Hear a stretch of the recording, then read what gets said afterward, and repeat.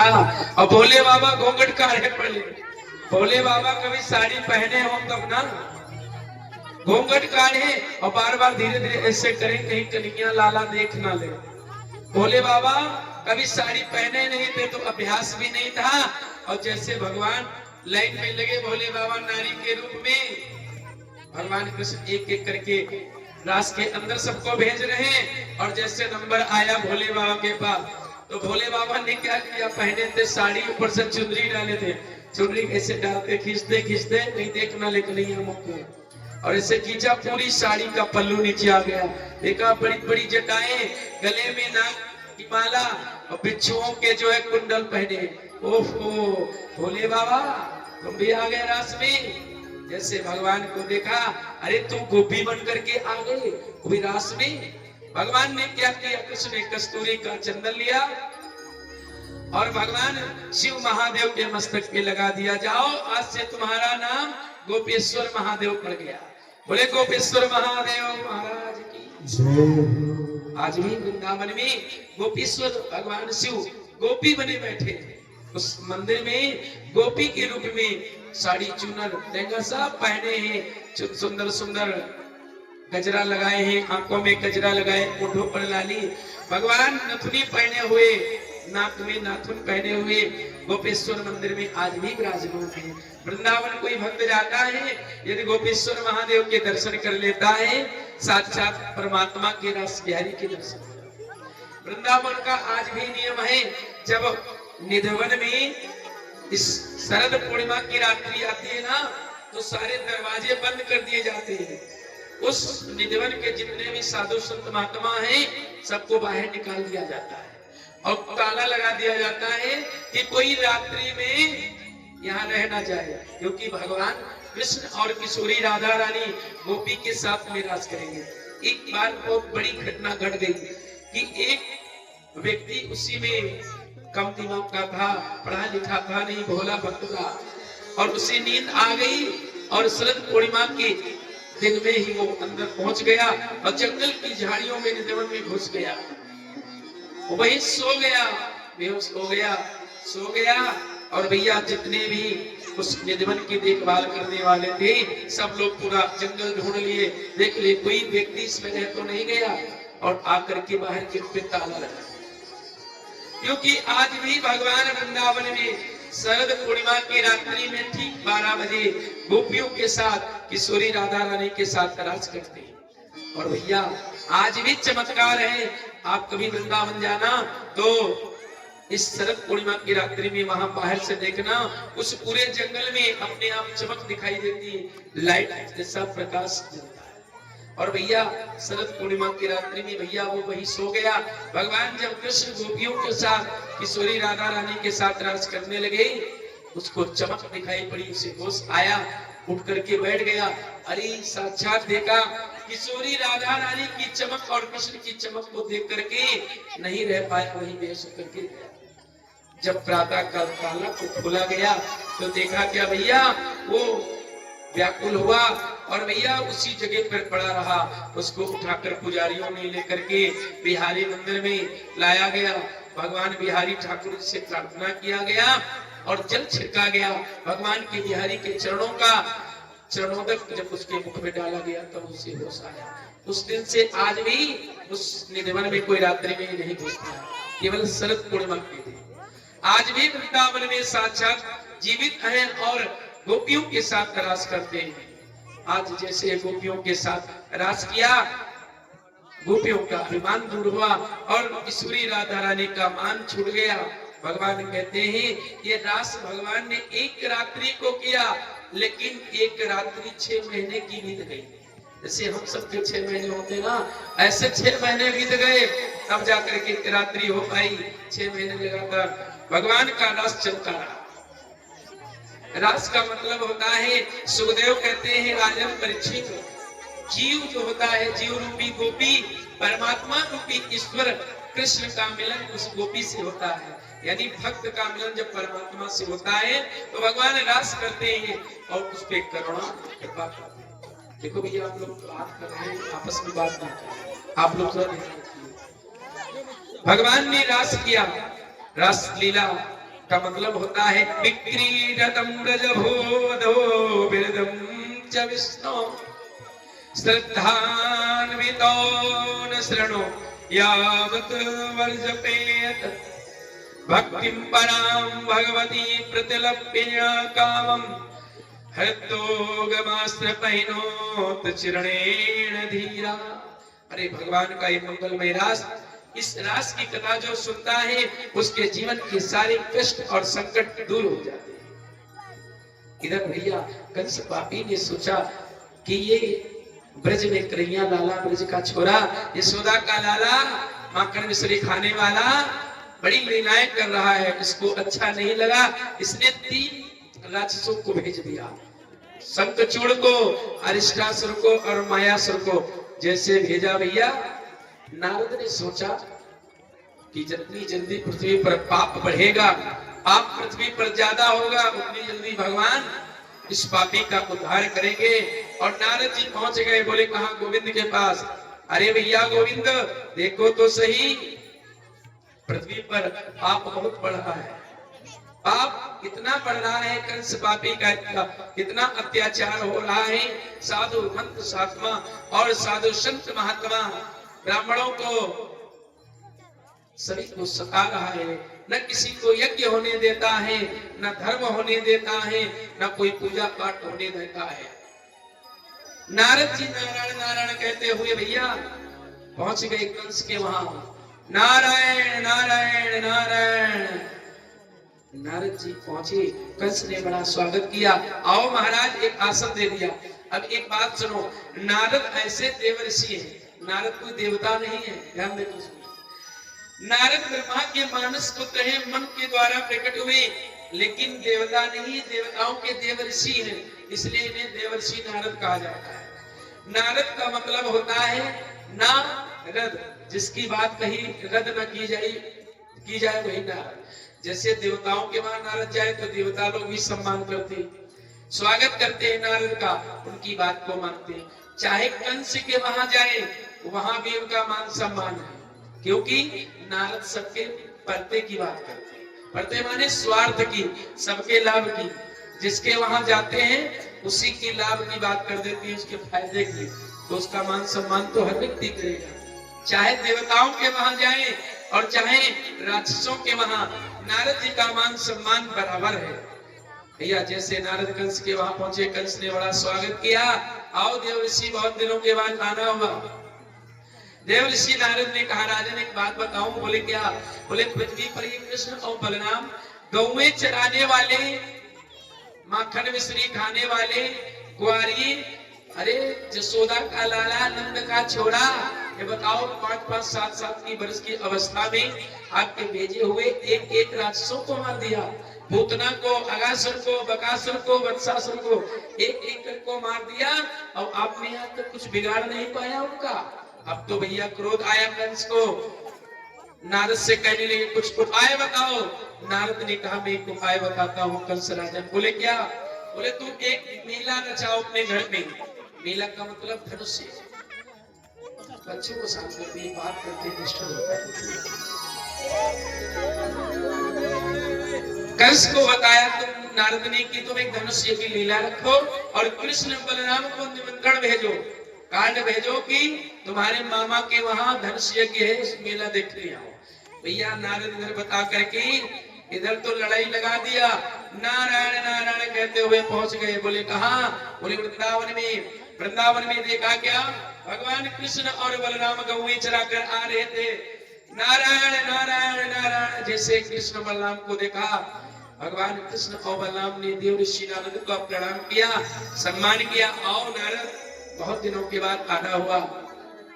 नारद ने कहा गोविंद क्या बताऊं, आना जाना इसलिए मैंने बंद कर दिया है क्योंकि दुनिया स्वार्थी हो गई। स्वार्थ लागी करे सब प्रीति और सुर नर मुनि सब की रीति। बिना स्वार्थ के कोई बात नहीं करता है, इसलिए आना जाना बंद कर दिया। अच्छा बताओ कहां से आ रहे हो? बोले मैं अपने धाम से आ रहा हूं। अच्छा। भगवान कृष्ण से नारद जी कहने लगे गोविंद एक बात बताऊं? बोले क्या? बोले पृथ्वी पर बड़ा पाप हो रहा, अत्याचार, क्या कंस पापी को कब मारोगे, उसका कब उद्धार करोगे? बलराम जी मुस्कुराए और कन्हैया भी मुस्कुराए। अरे नारद बाबा, अभी तुम कंस मामा के वहां होकर आ रहे हो लड़ाई लगा के, और यहाँ जब आए हो तो मेरी और कंस की बात कर रहे हो। वहां गए तो हमारी और कंस की बात कर रहे हो, तो यहाँ भी वही बात कर रहे हो। भगवान समझ गए। नारद को सांत्वना दी कि धैर्य धारण करो, धीरज धरो, तुम चिंता मत करो, मैं इस यज्ञ में जाऊंगा। नारद जी नारायण नारायण कह के चले गए। इधर कंस मामा ने क्या किया? अक्रूर जी को बुलाया। अक्रूर जी कंस के मंत्री हैं और मंत्री से कहा, भैया जाओ कृष्ण और बलराम को मथुरा से जाकर के वृंदावन में निमंत्रण दे करके आओ। अक्रूर काका समझ गए, क्योंकि अक्रूर जी भक्त थे। समझ गए कि भगवान कृष्ण और बलराम को ये छल से बुला करके, अनीति से बुला करके कृष्ण और बलराम को धोखे से मारना चाहता है। अक्रूर जी ने कहा, हे विधाता, आप इस अक्रूर से ऐसा कार्य कराओगे, कहीं कंस पापी ने मिल करके कृष्ण बलराम को जीवन में संकट उत्पन्न कर दिया तो मैं दोषी बन जाऊंगा, मुझे कलंक लग जाएगा। अक्रूर काका ने एक बात तो मना किया, लेकिन कंस ने तलवार निकाली। अरे अक्रूर काका, आप मुझे जानते हो, मेरी नीति को जानते हो, यदि कृष्ण बलराम को तुम लेने नहीं जाओगे तो मैं तुम्हें अभी मृत्यु दंड दे दूंगा, तुम्हें मार दूंगा। अक्रूर काका डर गए। ठीक है राजन, यदि आपकी ऐसी इच्छा है, भगवान गोविंद की ऐसी ही कृपा है, तो मैं अवश्य जाऊंगा। अक्रूर काका ने क्या किया? भैया रथ को सजाया, रथ में ध्वजा को लगाया, रथ पर बैठ करके चल दिए। मथुरा से वृंदावन पहुंचे। वृंदावन जब पहुंचे और भैया जैसे ही वृंदावन में पहुंचे, देखा क्या कि गच्छनंद ब्रजम तत्र सुतावानकदुंद में आसाते तद विहाने रतेनार्वांचिरम। भैया जैसे वृंदावन में पहुंचे, देखा कृष्ण बलराम गौवी चलाकर आ रहे थे, और जैसे कृष्ण बलराम को देखा, कृष्ण बलराम दोनों पुत्रों को प्रणाम किया। अरे कृष्ण बलराम कहे, आओ अक्रूर काका, कैसे आना हुआ? सारी बात बताई कि तुम्हारे कंस मामा ने तुम्हें इस युद्ध में धनुष यज्ञ के मेला में बुलाया है, धनुष युद्ध का मेला है, उसमें तुम्हें निमंत्रण भेजा, इसलिए बुलाने आया। भगवान कृष्ण अक्रूर काका से कहने लगे, काका हम तो जानते हैं कंस मामा ने हमें कृष्ण बलराम को क्यों बुलाया, मेरे ग्वाल वालों को मत बताना, क्योंकि बड़े सीधे सज्जन सरल हैं। अगर वो जान गए कि कंस मामा ने कृष्ण बलराम को धोखे से मारने के लिए बुलाया है ना, तो हमारे ग्वाल वाल सब डर जाएंगे, कोई मेला देखने नहीं जाएगा। अरे ग्वाल वालों को मत बताना।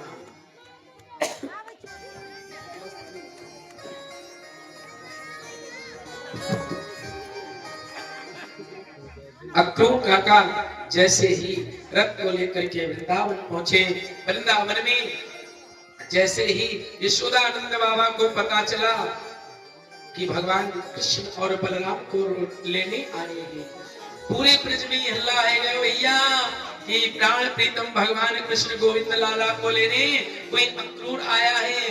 गोपियों को पता चला, किशोरी राधा रानी को पता चला। किशोरी राधा रानी को जब पता चला, अरे अक्रूर तो क्रूर बन करके आया है, अरे ये ब्रह्मा ने ही इस अक्रूर के रूप में क्रूर बनकर आया है, मेरे प्राण प्रीतम को लेने आया। जैसे अक्रूर काका वृंदावन में पहुंचे, नंद बाबा से मुलाकात हुई। नंद बाबा अपने घर ले गए, रथ को साइड में खड़ा कर दिया, रात्रि में वही भोजन किए, बैठ गए, आपस में बात करने लगे। यशोदा मैया आई और जैसे ही अक्रूर काका पहुंचे, अक्रूर काका ने यशोदा को प्रणाम किया, मैया प्रणाम। जैसे प्रणाम किया, यशोदा ने पूछा अक्रूर कैसे आना हुआ? अक्रूर ने कहा, यशोदा मैया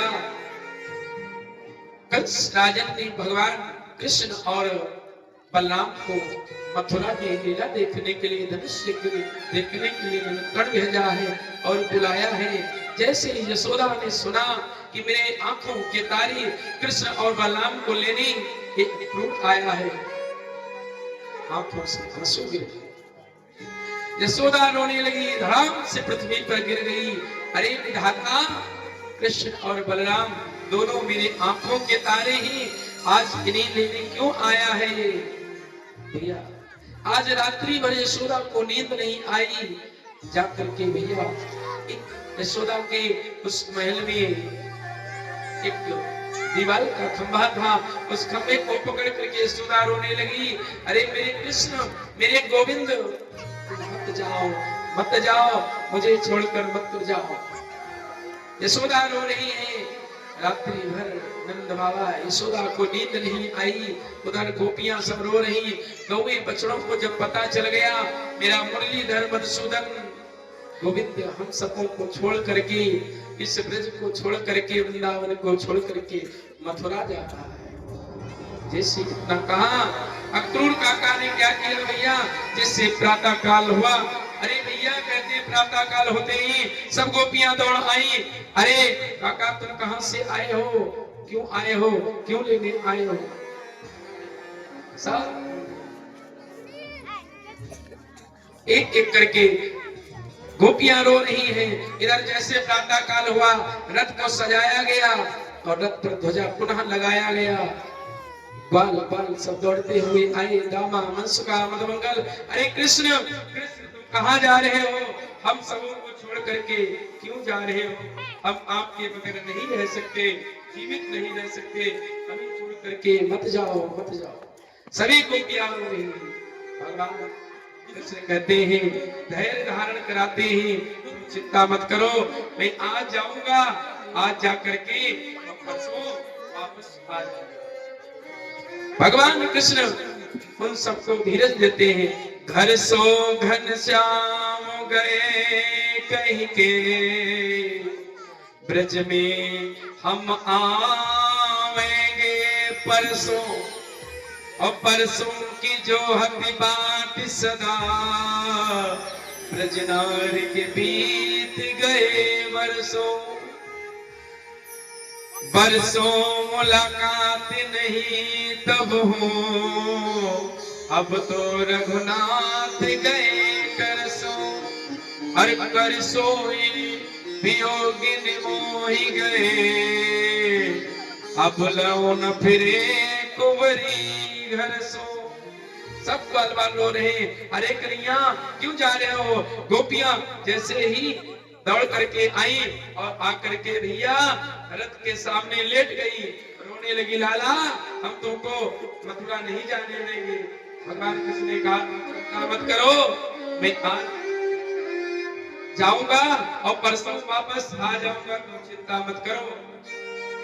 सब गोपियां रथ के सामने लेट गई।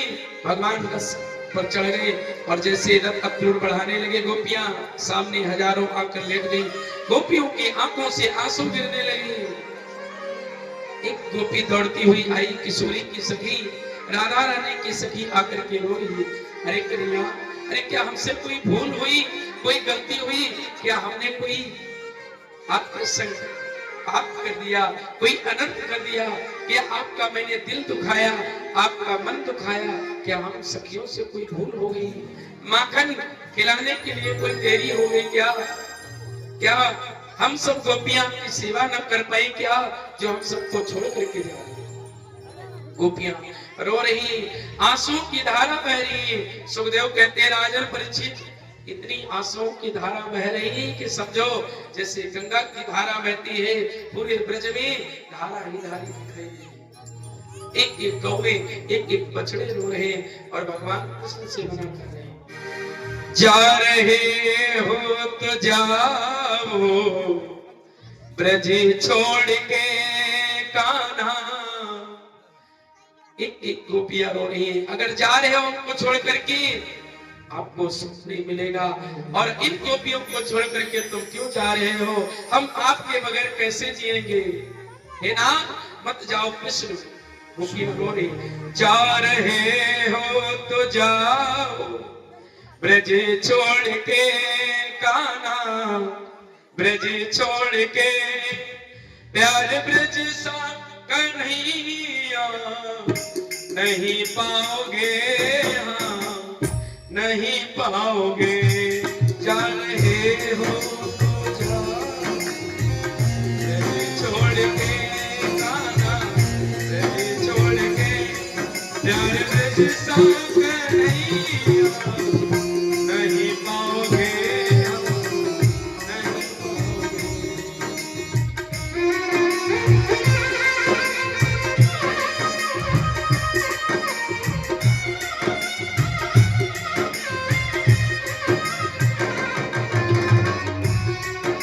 ताली सेवा करो।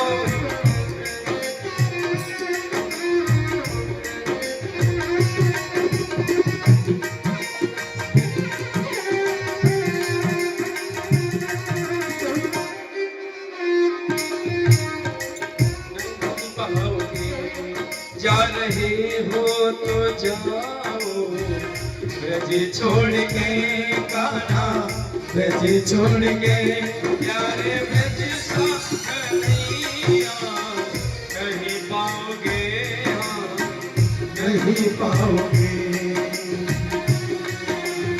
आज मथुरा छोड़कर गोकुल जा रहे हैं।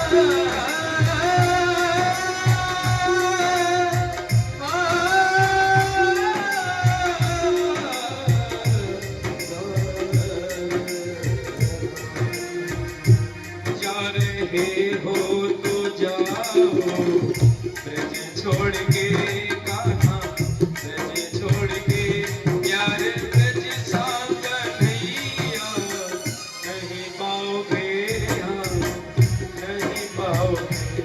जा रहे हो तो जाओ ब्रज छोड़ के कान्हा, ब्रज छोड़ के प्यार ब्रज सा कन्हैया नहीं पाओगे, नहीं पाओगे। और कान्हा क्या कहती? जैसे ही रथ पर बैठे और कृष्ण बलराम ने कहा काका रथ को हाथ दो, जैसे क्रूर ने रथ की डोर को हाथ में लिया और आगे बढ़ाया, सब गोपियां हट गई और रो रही। क्या कहती?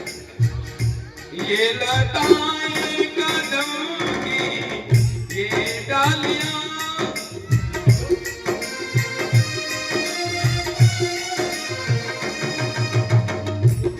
ये लताएं कदम की ये डालियां, तेरे बचपन की साथी सांवरिया, कुंजे कलियां कहानी तेरी गा रही, कुंजे कलियां कहानी तेरी गा रही, गाना तेरी गा रही। ऐसी गलियां कन्हैया नहीं पाओगे, हाँ नहीं पाओगे। जा रहे हो तो जाओ ब्रज छोड़ के कान्हा, ब्रज छोड़ कर प्यारे सा कन्हैया नहीं पाओगे। गाड़ी से सभी लोग भाव से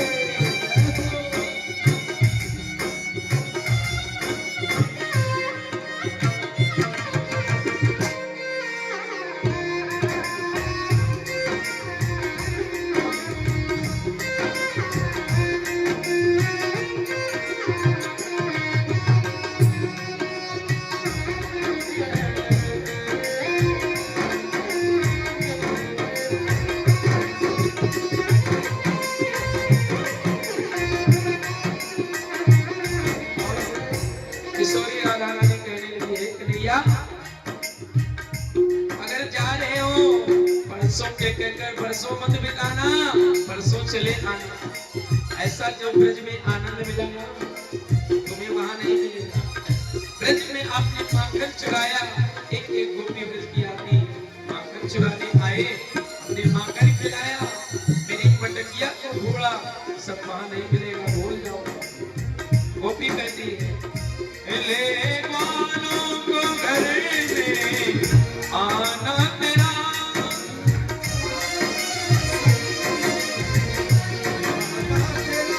ले मानो को घर में आना तेरा, घर के छीके पे माखन चुराना तेरा, घर के छीके पे माखन चुराना तेरा।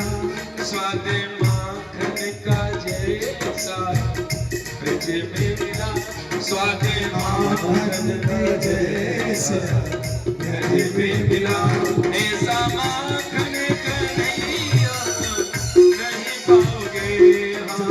चाहे हो तो जाओ, ब्रज छोड़ के खाना ब्रज छोड़ के ऐसा कन्हैया नहीं पाओगे, नहीं पाओगे।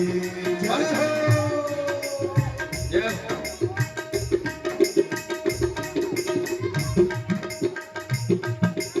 कन्हैया क्या कहते हैं?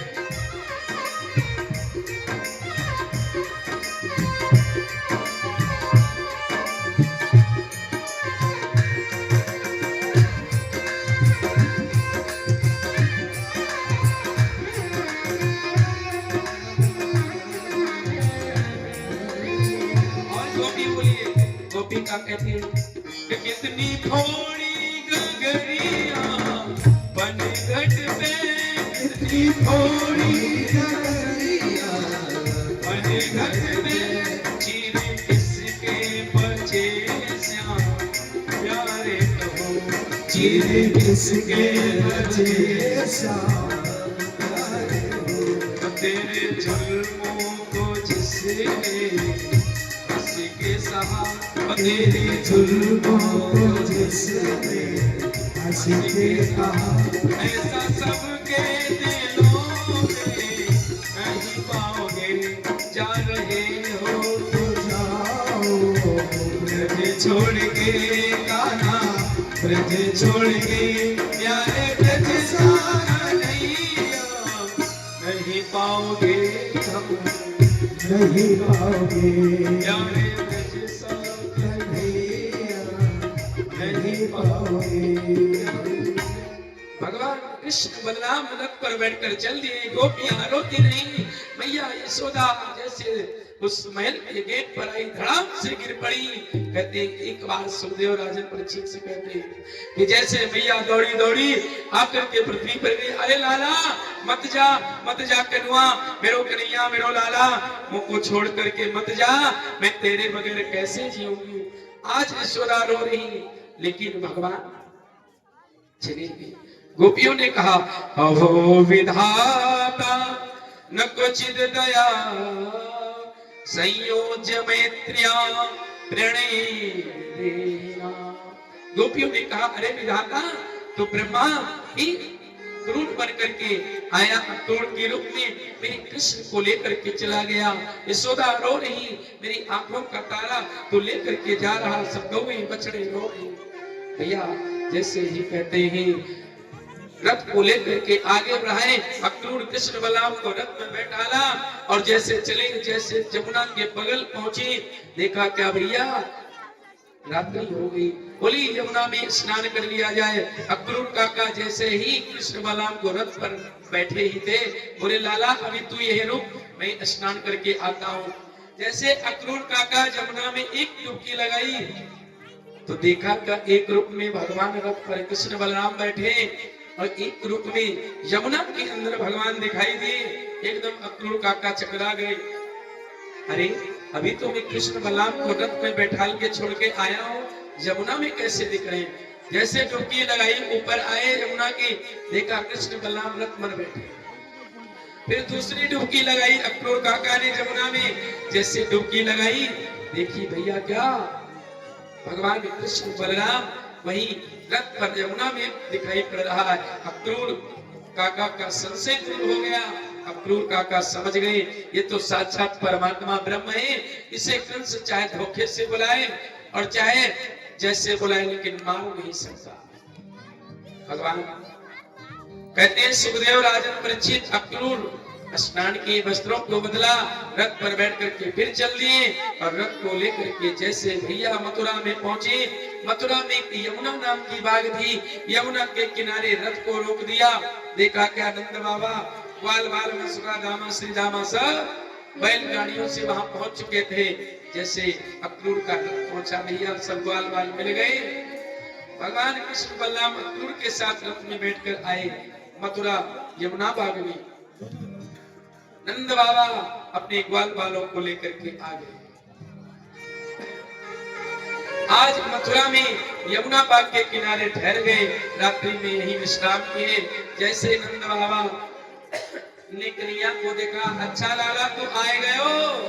कन्हैया बोले हाँ बाबा हम आए गए, चलो फिर मथुरा के दर्शन कर लें। अक्रूर काका रथ पर बैठे, फिर कन्हैया और बलराम को लेकर के मथुरा की नगरी की कंस मामा के महल के पास पहुंचे। जब तक महल में पहुंचने लगे तो अक्रूर काका देखते हैं क्या, अरे लाला देख तो सही, जो दूर से अट्टालिकाएं दिखाई दे रही, बड़ा महल दिखाई पड़ रहा, वो तेरे कंस मामा का है। अच्छा, और वो दूर महल के साइड में उसके पीछे जो झोपड़ी दिख रही कुटिया, वो मेरी कुटिया है। अक्रूर काका ने कन्हैया से कहा लाला चल इधर से ही मेरी कुटिया में अपने चरण रख दे, और बाद में मामा के वहां जाना। भगवान कृष्ण ने कहा अक्रूर काका पहले मैं मथुरा के दृश्य की लीला को देखने आया हूँ, पहले यहाँ की लीला पूरी करूंगा और बाद में आपके वहां अक्रूर काका इस कुटिया में भी पधारूंगा। भगवान कृष्ण बलराम रथ पर बैठते हैं और जब आगे बढ़े कृष्ण बलराम ने नंद बाबा से कहा बाबा क्या मैं मथुरा में जरा इस नगरी को भ्रमण कर लूं, घूम लूं? नंद बाबा कहने लगे चियोरे लाला तू मथुरा में घूमने जाएगा और कहीं किसी से तारीख को कह दोगे तो लड़ाई है जाएगी, किसी को तू सारो कह दियो तो तेरी लड़ाई है जाएगी। नंद बाबा से कन्हैया कहने लगे बाबा आप चिंता न करें, हम अपने भैया बलराम के साथ और ग्वाल वालों के साथ मथुरा टहल लेते हैं। जैसे ही इतनी बात कही भैया आगे बढ़े, देखा क्या मथुरा नगरी के बगल में एक नदी बह रही थी और नदी के किनारे एक धोबी जो है कपड़ा धो रहा था। ग्वाल बाल साथ में कृष्ण बलराम के पहुंची और जैसे धोबी को देखा, धोबी से भगवान कृष्ण कहने लगे राम राम, धोबी मामा जी राम राम। अब धोबी देखा पीछे मुड़ के कौन आ गया मुझे मामा कहने वाला। जैसे कृष्ण आगे बढ़े, अरे मामा जी राम राम। धोबी ने कहा कृष्ण से तुम कौन हो, कहां से आए हो?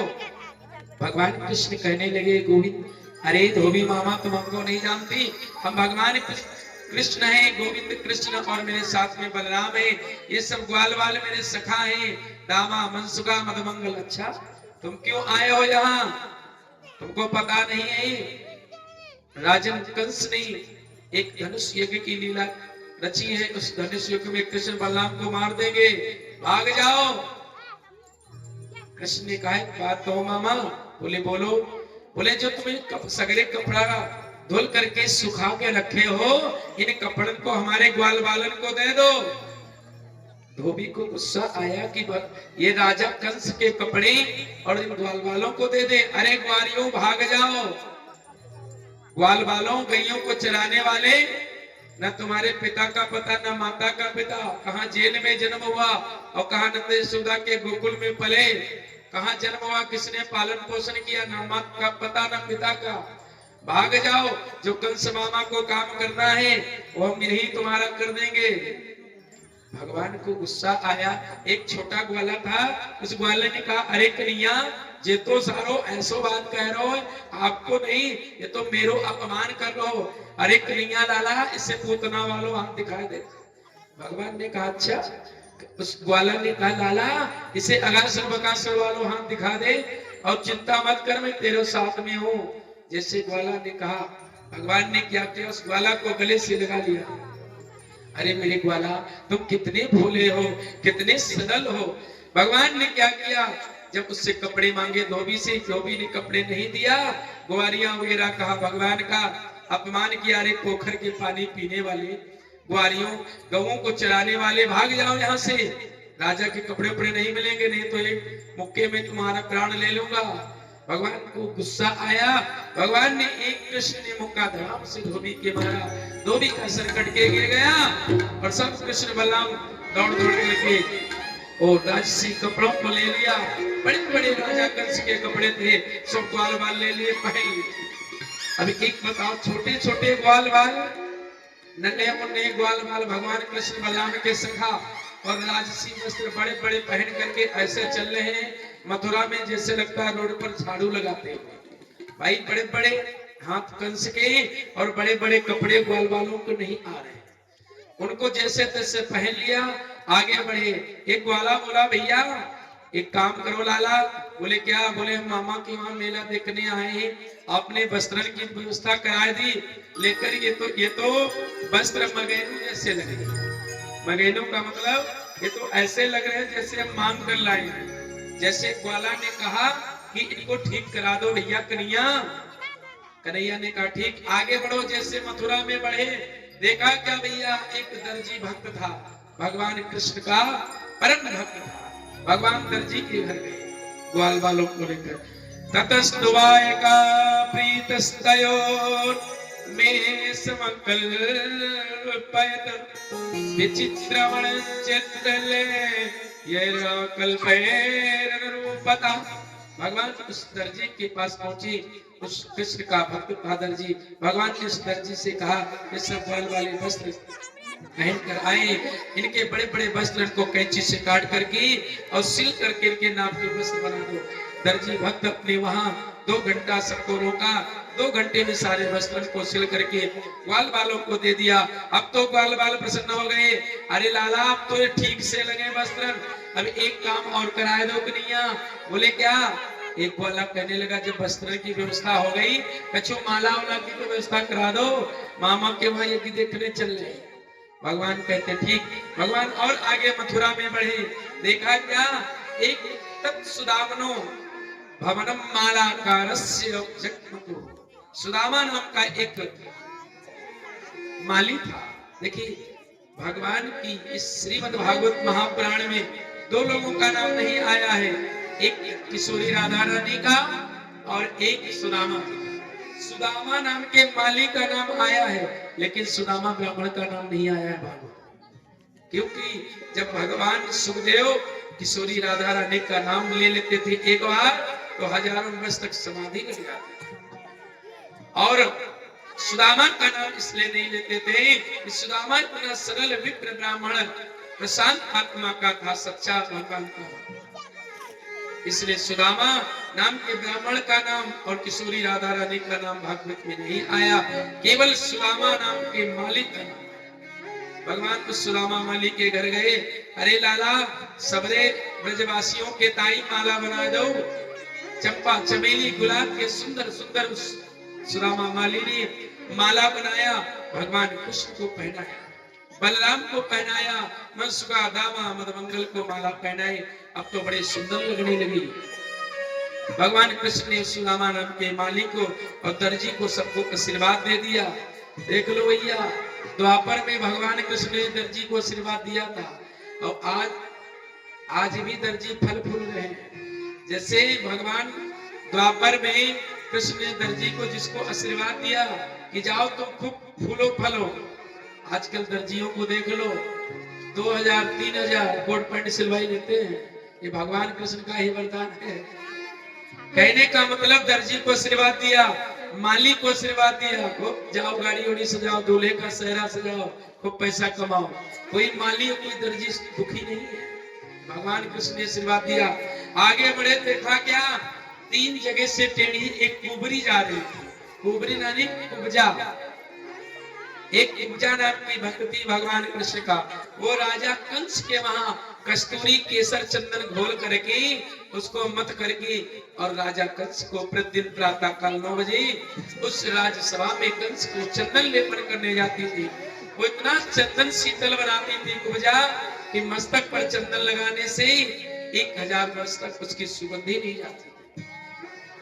रास्ते में मिल गई कुब्जा भगवान कृष्ण और बलराम ग्वाल वालों को।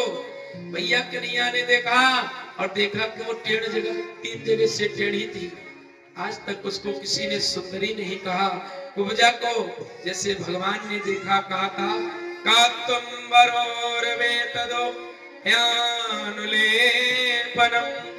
कस्यांगने वा कथयस्सु दसाधुना दह्यावयोरंग विलेपमुत्तमः श्रेयस्ततस्तेन चिरात् भविष्यति।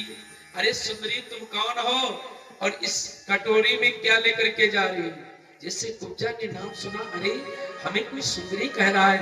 मुड़ के देखा भगवान कृष्ण बलराम ग्वाल बाल आकर के हाथ जोड़ने लगी। अरे लाला तुम हमको सुंदरी बोले, आज तक मुझे किसी ने सुंदरी नहीं कहा। मैं तो रूपवान हूँ, टेढ़ी हूँ 3 जगह से, मेरा रूप सुंदर नहीं है। काली कुलटी को किसने सुंदरी कह दिया? भगवान के पास आई, भगवान प्रसन्न हो गए, बोले कुब्जा तुम ये बताओ कहाँ जा रही हो? बोले मैं कंस राजन के चंदन लेपन करने जा रहा हूँ। कृष्ण ने कहा कि आज का चंदन हमारे ब्रजवासियों ग्वाल वालों को लगा दीजिए, हम तुमको आशीर्वाद देंगे। भगवान की इस मोहन छवि को देख करके कस्तूरी का चंदन भैया कृष्ण और बलराम के मस्तक पर लगा दिया। कस्तूरी तिलकम ललाट पटले वक्षस्थले कौस्तुभम नासाग्रे वरमौक्तिकम करतले पेड़ो करे कंकणम। भगवान के मस्तक पर जैसे कस्तूरी का चंदन लगाया, ग्वाल वालों को लगाया, भगवान प्रसन्न हो गए। बोले रूपवान है, संसार में इसका कोई सम्मान नहीं करता। इसके रूप को देख करके लोग इसका उपहास करते हैं। ये 3 जगह से टेढ़ी है। इसके रूप को भगवान ने क्या किया, एक उसके पैर पर भगवान ने अपना दाहिना पैर रखा और एक इस ढोड़ी पर अपनी 3 उंगलियों को भगवान ने लगाया और जैसे झटका दिया वो 3 जगह से टेढ़ी थी, वो एकदम रूपवती सीढ़ी हो गई। जैसे भगवान ने उस कुब्जा को 3 जगह से टेढ़ी थी, अपने आशीर्वाद से उसको सीधा कर दिया, सुंदर बन गई।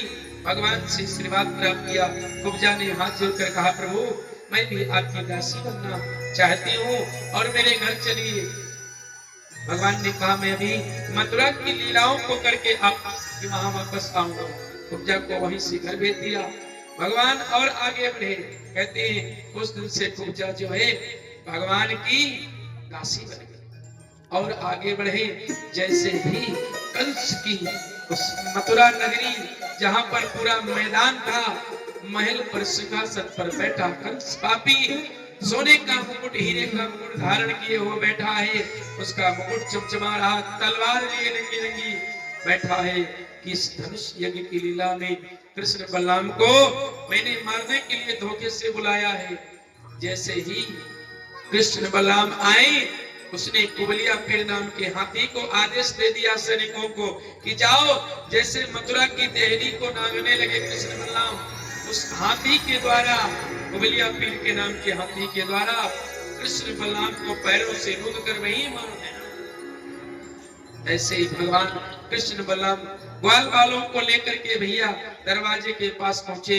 जैसे कंस के वहां महल में प्रवेश करने लगे, भैया देखा क्या, कुबलिया पीर नाम का हाथी आया और भगवान को जैसे पैर रखने चला, भगवान ने मुरली को बजा दिया। उस मुरली में मोहित होकर के भगवान कृष्ण को सूंड से उठा करके अपने पीठ पर बिठा लिया। करीण वामेन सलीलमधुतम सज्जम चकृत्वा निवसेन पश्यताम्। देखा क्या भैया, जैसे ही धनुष मेला मैदान में रखा था, बाएं हाथ से प्रभु दौड़ करके उस धनुष को उठा लिया और धनुष को उठाया और भगवान ने क्या किया, उसका चढ़ाया धनुष को 2 टुकड़े कर दिए धनुष के। अब तो सब कंस पापी के जितने राक्षस से दौड़े दौड़े आकाशवाणी हुई नारद की देवताओं की, जो इस धनुष को तोड़ेगा कंस पापी वो तुझे नहीं छोड़ेगा। जैसे धनुष टूटा, सब राक्षस लोग घबराए, दौड़े दौड़े। कंस ने कहा पकड़ो पकड़ो, कृष्ण बलराम आ गए, दोनों को पकड़ो भैया। मुष्टिक चारुण नाम के बड़े बड़े पहलवान आए, 10,000 हाथियों का बल था मुष्टिक और चारुण के। दौड़ करके आए, रंगभूमि में युद्ध होने लगा। भगवान कृष्ण ने क्या किया, दोनों कृष्ण बलराम भैया ने रंगभूमि में जैसे प्रवेश किया, मुष्टिक और चारुण से युद्ध होना प्रारंभ। मुष्टिक और चारुण से कृष्ण बलराम का युद्ध हो रहा है। ये मल्लानाम सनिर्णयनाम नरवरः स्त्रीणाम स्मरो मूर्तिमान गोपानां सजनो सताम चितभुजां शास्ता समित्रोस। अरे जब मुष्टिक चारुण का भयानक युद्ध हो रहा था भैया, सुखदेव कहते राजन परीक्षित, भगवान को जो ग्वाल बाल देख रहे थे सखा के रूप में, राक्षस लोग शत्रु के रूप में भगवान को देख रहे थे। उस मथुरा नगरी की जितनी नारियां थी, युवतियां भगवान को, कृष्ण को कामदेव के रूप में देख रहे थे। जितने राजा बैठे थे वो भगवान कृष्ण को राजकुमार के रूप में देख रहे थे। सुखदेव कहते हैं संत महात्मा जितने भी आकाश मंडल से दर्शन कर रहे थे, अपना इष्ट मान करके देख रहे थे। जाकी रही भावना जैसी,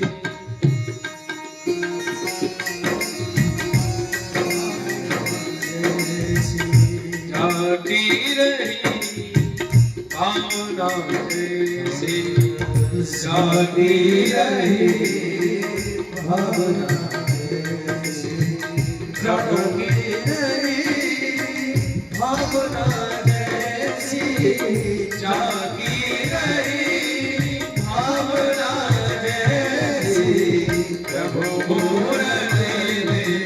तेरी ऐसी, प्रभु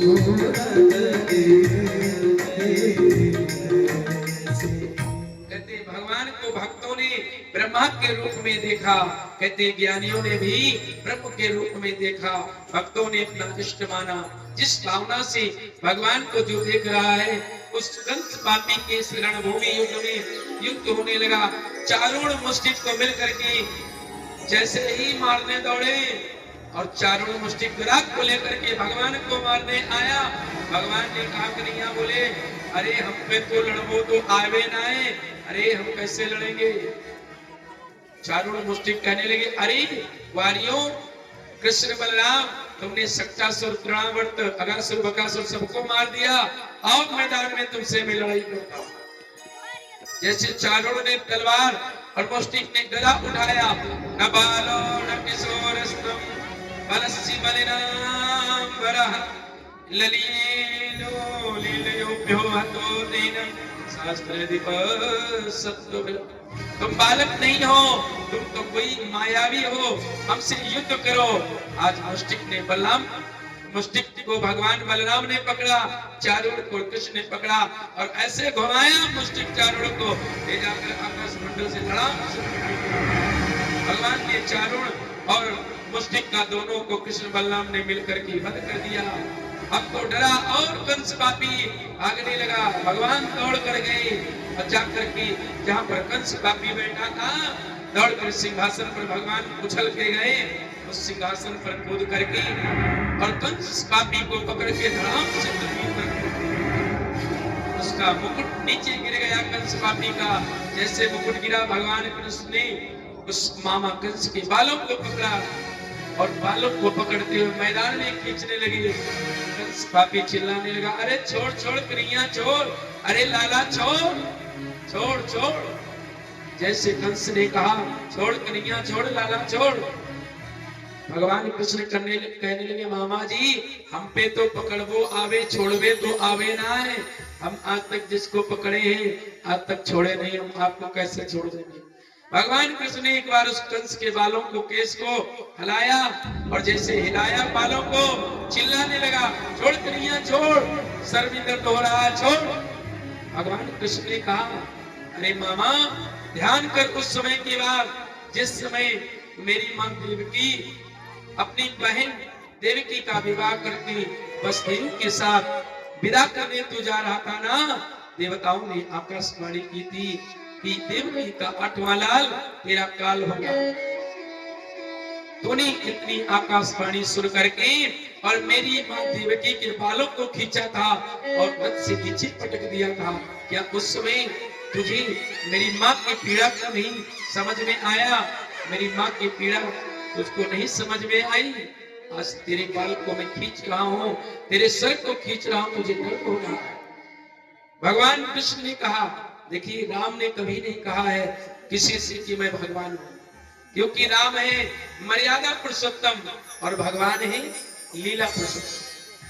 भगवान राम ने कभी किसी से, रावण से या किसी से भी नहीं कहा कि मैं भगवान हूं।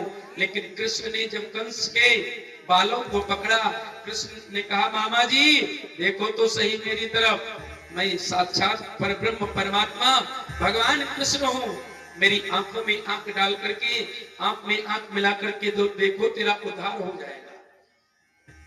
जैसे भगवान कृष्ण ने कंस से कहा, कंस भगवान की तरफ देखने लगा और भगवान कंस की तरफ देखते हैं, कहते हैं भैया सन्मुख होई जीव मोह जब, सन्मुख होई जीव मोहि जब, सन्मुख होई जीव मोह जब, सन्मुख होई जीव मोहि जब, सन्मुख होई जीव मोह जब, जन्म को नियत नासहि तवहि, जन्म को नियत नासहि तवहि।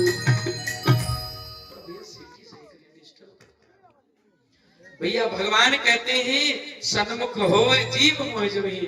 भगवान अपने भक्तों से, अपने शत्रुओं से कहते हैं, अपने दुश्मनों से, कि अगर मेरे सामने कोई भी आ जाता है कि सन्मुख हो जीव मोह जबहि, और जन्म कोटि, कोटि माने करोड़ों जन्म के, अगना से तभी, अगमाने में उनके करोड़ों जन्मों के पापों को मुक्त कर देता हूँ। आज भगवान को जैसे कंस ने देखा, भगवान ने क्या किया, कृष्ण ने धड़ाम से मुक्का मारा और प्राणांत हो गया। जैसे पृथ्वी पर कंस गिरा, संकल्प हो गया, आकाश मंडल से देवता लोग फूलों की वर्षा करने लगे कि आज पापी अत्याचारी का उद्धार हो। कंस मामा का जब उद्धार हुआ, कंस के हृदय से ज्योति निकली और भगवान कृष्ण में समा गई, क्योंकि भगवान के सम्मुख खड़ा था। इसलिए भगवान कहते हैं सन्मुख हो जीव मोह जबहि, और जन्म कोट अगना से तभी। भगवान ने उसका उद्धार कर दिया। और जब कंस की पत्नी अस्थि प्राप्ति को पता चला कि मेरे पति, मेरे स्वामी को कृष्ण ने मार दिया, रोती हुई आई, प्रार्थना करने लगी, हाँ नाथ प्राणा धार तुम कहाँ जाते, रो रही, विलाप कर रही, हे प्राण धन मुझे छोड़कर कहाँ चले गए। भगवान से क्षमा मांगी, अस्थि प्राप्ति आई और अपने पिता जरासंध के पास चली गई। देखिए जरासंध की राजधानी नालंदा जिला पड़ता है बिहार में। जरासंध की राजधानी नालंदा बिहार में ही एक राजगीर पड़ता है, वही राजगीर में ही जरासंध की राजधानी थी, ऐसा शास्त्रों में आया। कंस के ससुर का नाम जरासंध था। कंस की दोनों पत्नियां रोती हुई जरासंध के पास गई, अपने पिता के पास गई, कहने लगी, पिताजी मेरे पति राजा कंस को कृष्ण ने मार दिया है। कहा बेटी जाओ तुम धैर्य धरो, मैं तुम्हारे पति का बदला अवश्य लूंगा। जरासंध जो है तपस्या करने चला गया भगवान कृष्ण से युद्ध करने के लिए। और इधर भैया क्या हुआ, भगवान कृष्ण ने जब कंस को मारा, कंस को मार करके जेल में गए, देखा क्या, कंस के पिता उग्रसेन जंजीरों से बंधे रो रहे थे। आज जैसे जेल के अंदर घुसे कंस के पिता उग्रसेन भगवान कृष्ण के नाना है, चरणों में गिर गए, रोने लगे। नाना आपने बड़े दुख उठाए, बड़े संकट उठाए, आज क्या किया? नाना के बेड़ी बंधन से जंजीरों को काट करके और ला करके सिंहासन पर बैठा दिया। कंस पापी के मरने के बाद भगवान कृष्ण ने अपने नाना उग्रसेन को गद्दी दे दिया, तिलक कर दिया। याद आ गया कि मेरे माता पिता वसुदेव देवकी सी मथुरा की कारागार जेल में बंद रहे। भैया कहते हैं जैसे अंदर गए, देखा वसुदेव देवकी सो रहे थे, जगाया, चरणों में गिर गए। भगवान कृष्ण तो जैसे देवकी ने देखा, गले से लगा लिया, मेरो डाला, मेरो कन्हैया आए गयो। वसुदेव देवकी भगवान कृष्ण को हृदय से लगाया। भगवान ने बेड़ी बंधन काट करके देवकी वसुदेव को बाहर लाए और राज्य वही मथुरा में रहे। कुछ दिन तक भगवान रहते मथुरा में।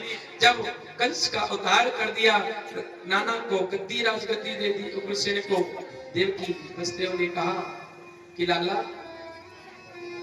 चलो, तुमने जीवन में बहुत दुख उठाया। अरे कंस पापी ने तुम्हारे 6 भाइयों को मार दिया, एक बहन को मारना चाहा, छूट करके आकाश मंडल चली गई।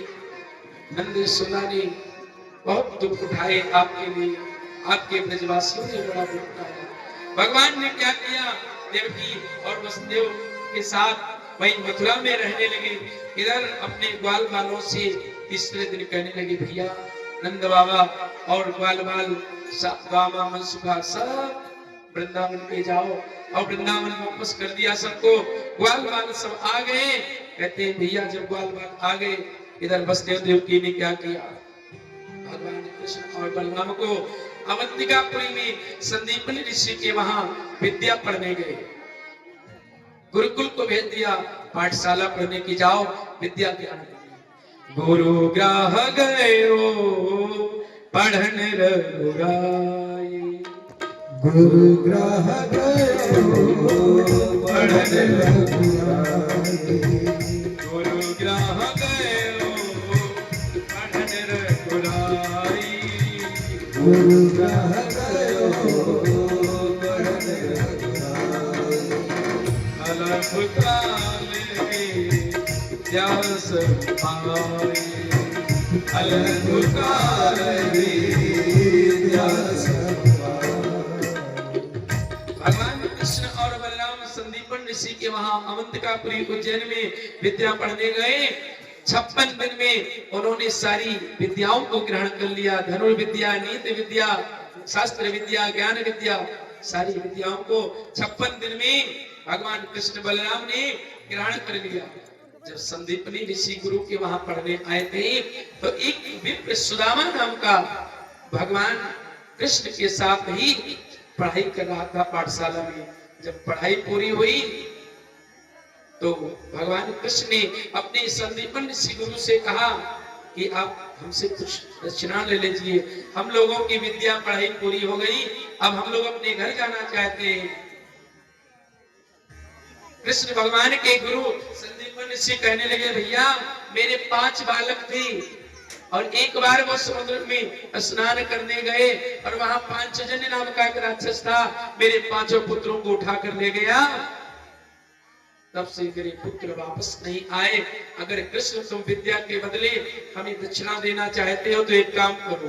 बोले क्या? मेरे मरे हुए पुत्रों को वापस ला दो। भगवान ने गुरु जी को सांत्वना दी। भगवान समुद्र में गए प्रवेश करके, और जब अंदर प्रवेश किया तो देखा क्या भैया, वो शंखचूड़ नाम का राक्षस उसमें निवास कर रहा था। भगवान ने उसका उद्धार कर दिया और देखा क्या, उसी समुद्र के अंदर संदीपन ऋषि के 5 बालक गुरु जी के पुत्र सो रहे थे। भगवान ने मुरली को बजाया और जैसे मुरली को बजाया भैया 5 पुत्र जागृत हो गए, उठकर खड़े हो गए। उन गुरु के 5 पुत्रों को ला करके भगवान कृष्ण ने अपने गुरु संदीपन ऋषि को दे दिया। उसके बाद में प्रणाम करके जब आने लगे तो साथ में आ रहे थे सुदामा जी से कहने लगे, भैया कभी समय मिले तो मेरे घर भी आना, वृंदावन आना, द्वारिका आना।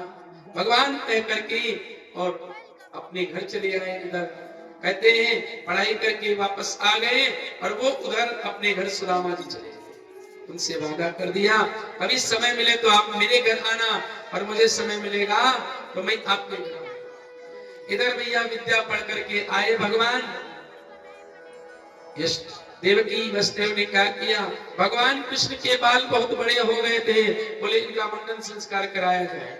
चूड़ा करण की न रघुराई, इस मुनियों को बुला करके भगवान का मुंडन संस्कार कराया गया। मुंडन संस्कार हुआ, आगे भगवान बड़ी लीलाओं को किया। एक दिन की बात है, जैसे ही विद्या पढ़ करके आए इनका जनेऊ संस्कार भी वही हुआ। एक दिन की बात है, भगवान कृष्ण बलराम जब विद्या पढ़ करके अपने घर कक्ष में सो रहे थे, देवकी मैया सुंदर भोजन बनाया, सुंदर पकवान बना करके थाली दो परसी, दोनों थालियों को लेकर के कृष्ण और बलराम के कक्ष में लेकर गए। लाला तू भोजन कर ले। और जैसे ही उन भोजनों को देखा, उस थाली को देखा, भगवान कृष्ण रोने लगे, क्योंकि यशोदा मैया की याद आ रही। कृष्ण को यशोदा की याद इसलिए आ रही कि देखो देवकी भोजन लाई और मेरे सामने थाली रख दिया, कहा लाला खा ले, लेकिन मेरी मैया, मेरी यशोदा अपनी गोदी में बैठाल करके एक एक ग्रास, एक एक भोजन कराती थी, एक एक पूरी पकवान मिष्ठान। अरे लाला को सर पे हाथ पुचकार करके सहला करके अपने हाथों से कन्हैया को गोदी में बैठाल करके भोजन कराती थी। आज कन्हैया को उस ब्रज की याद आ रही, उन गोपियों की याद आ रही, उस यशोदा की याद आ रही। परीक्षित ने सुखदेव जी से कहा, अरे राजन एक बात बताओ, जो त्रिलोकी नाथ है, त्रिलोकी राजा है, सम्राट है, ब्रह्म है, परमात्मा है, ईश्वर है, जो दीनानाथ परमात्मा जगदीश है, उसे भी ग्वाल वालों की याद आती। सुखदेव कहने लगे, राजन परीक्षित, गौएं बछड़े ग्वाल बाल यशोदा नंद बाबा की सबकी याद आ रही। आज भैया उस भोजन को नहीं किया और आंखों से आंसू गिरने लगे कन्हैया के। भैया दौड़ी दौड़ी देवकी नंद वसुदेव जी के पास गई, कहा स्वामी जी चलो देखो तो सही कन्हैया रो रहा है। मैं भोजन लेकर के गया, जैसे भोजन लेकर के वहां पहुंची, देखा क्या भोजन की थाली रखा। कन्हैया से कहा, कन्हैया थाली को देखकर रोने लगा, अरे हमसे क्या कोई अपराध हो गया, हमसे कोई भूल हो गई, क्षमा करो। जैसे वसुदेव दौड़ करके आए, देखा कन्हैया से कहा, लेकिन कन्हैया रो रहे थे। वसुदेव को देखा और गले से लगा लिया, यशोदा को हृदय से कन्हैया ने लगा लिया, रोने लगा। वसुदेव ने पूछा, भैया कन्हैया लाला तुमको क्या मथुरा में कोई संकट है, कोई दुख है क्या, तुमको कोई परेशानी है, किसी ने तुझे दुख पहुंचाया, यदि तुझे कोई कष्ट हो तो हम ब्रजवासी को, इस वसुदेव को बता, अगर हम ब्रजवासी से या इस द्वारे से कोई गलती हो तो क्षमा करो। तब तक भैया उद्धव जी आ गए। उद्धव जी आए, वसुदेव ने कहा, अरे उद्धव, अरे जाओ अपने सखा कृष्ण के समझाओ, जाकर के समझाओ, देखो तो कन्हैया क्यों रो रहा है। भैया वसुदेव की बात मान करके उद्धव जी कृष्ण के पास गए और कृष्ण से कहने लगे, लाला तुमको कहा भयो, काहे रोवे, क्या बात है।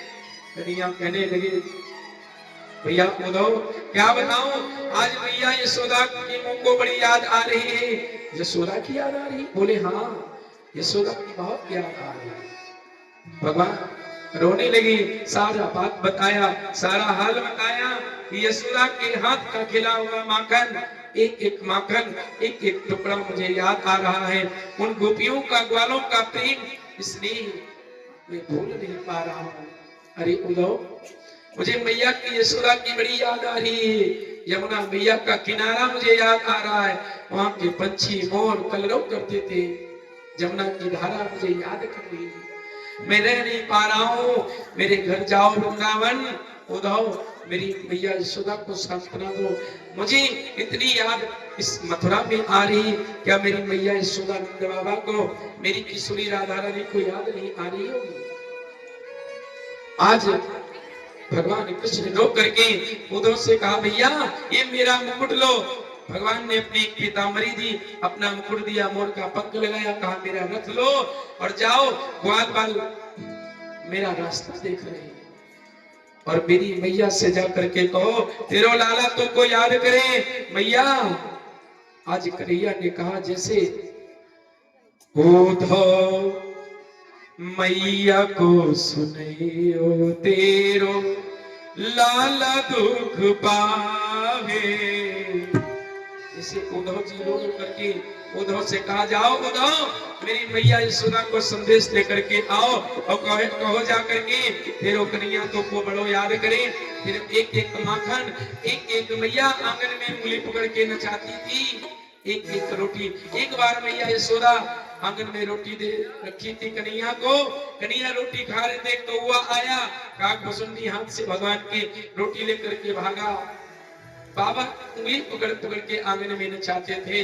अरे उद्धव जाओ मेरी यशोदा मैया नंद बाबा और किशोरी को बता कर आओ, तेरी याद बहुत कन्हैया को आ रही। उद्धव मैया को सुनियो तेरो लाला दुख पावे। मैया को सुनियो तेरो लाला दुख पावे। मैया को सुनियो तेरो कनुआ दुख पावे। मैया को सुनियो तेरो लाला दुख पावे। मैया को सुनियो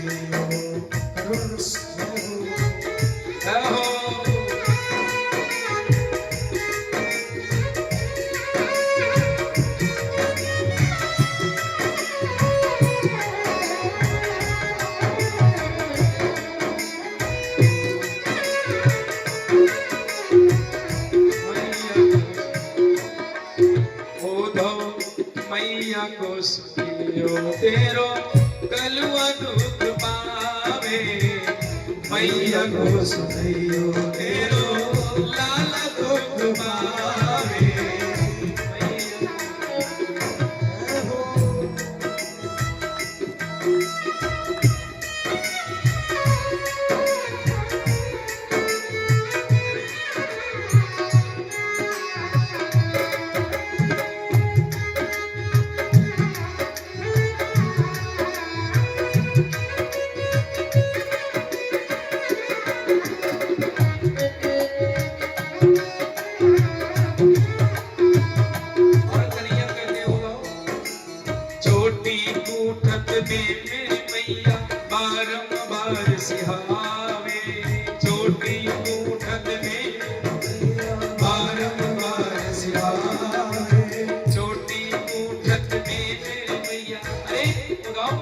मैया यशोदा की याद आ रही, जिस आंगन में मुझे नहलाती थी, स्नान कराती थी, सुंदर वस्त्र पहनाती थी, गजरे का टीका लगाती थी, मोर पंख लगा करके, कस्तूरी का तिलक लगा करके मोर पंख लगाती थी और मेरी बालों की चोटियों को बुनती थी। आज उस मैया यशोदा की याद आ रही। चोटी बूठत में मैया बारंबार सिहावे। छोटी बूठत में मैया बारंबार सिहावे। एक रोबत हंसे झुमेरो, एक रोबे हंसे झुमेरो, बार बार बनावे। मैया को कलुआ दुख पावे। मैया को लाला दुख पावे। मैया तेरा लाला दुख पावे। मैया को सुनियो लाला दुख पावे। और कन्हैया क्या कहते हैं? कौन मुख धोवे ताते जल, कौन मुख धोवे ताते जल, अचरा तुझ संभारे। कौन मुख धोवे ताते जल, अचरा तुझ संभारे। माखन रोटी नाम न जाने, कनुआ तुझे बुलावे। माखन रोटी नाम न जाने, कनुआ तुझे बुलावे। मैया ओ दो मैया को सुनियो तेरो लाला दुख पावे।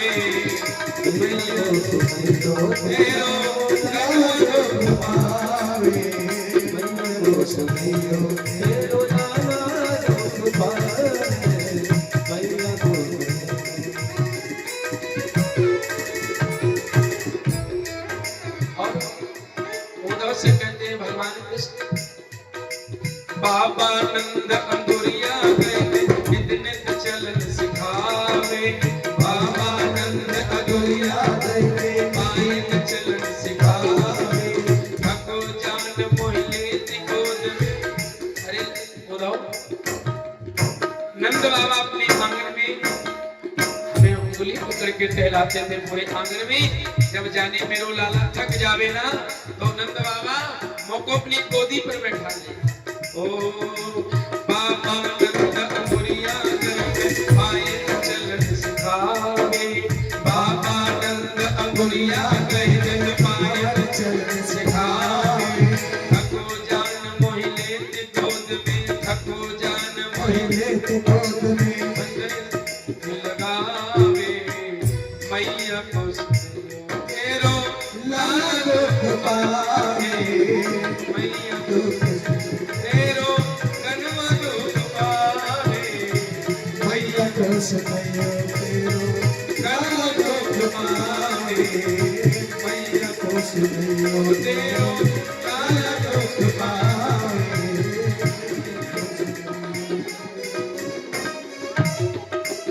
आज भगवान ने क्या किया, अपना रथ, अपना मुकुट, अपनी पीतांबरी उद्धव कर दिया। कहा भैया जाओ गोपियों को बताओ जाकर के कन्हैया बहुत जल्दी आने वाला है। जैसे ही रथ पर बैठे उद्धव जी एक बात कन्हैया से कहने लगे, अरे कन्हैया एक बात बताओ। बोले क्या? बोले हम तो पढ़े लिखे हैं, बृहस्पति और बृहस्पति के जो है शिष्य हैं, हम पढ़े लिखे ज्ञानी विद्वान। इन उद्धव की बात गोपियां क्या समझेंगी? गोपी कोई पढ़ी लिखी तो है नहीं, वेदांत की भाषा, शास्त्र की भाषा क्या समझ पाएंगी? हम कैसे समझाएंगे? हम जाएंगे तो जरूर, लेकिन हमारी बात समझ में नहीं आएगी इन गोपियों को। भगवान कृष्ण ने कहा, अरे उद्धव तुम जाओ तो पहले मेरा हाल जा करके बताओ और वहां का समाचार लेकर के आओ ब्रज का। उद्धव ने कहा ठीक है कन्हैया, रथ पर बैठता हूँ, आज जाता हूँ और दोपहर तक पहुंच के शाम तक वापस आ जाऊंगा। भगवान कृष्ण ने कहा, मुस्कुराए, तुम जाओ तो सही, आज जाकर वापस आते हो कि कितने दिनों बाद आते हो।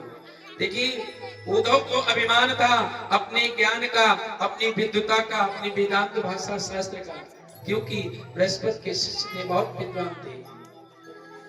उद्धव के मन में भ्रम हो गया कि हमारी बात को क्या गोपियां यशोदानंद ग्वाले क्या समझेंगे। भैया रथ को लेकर के चल दिए।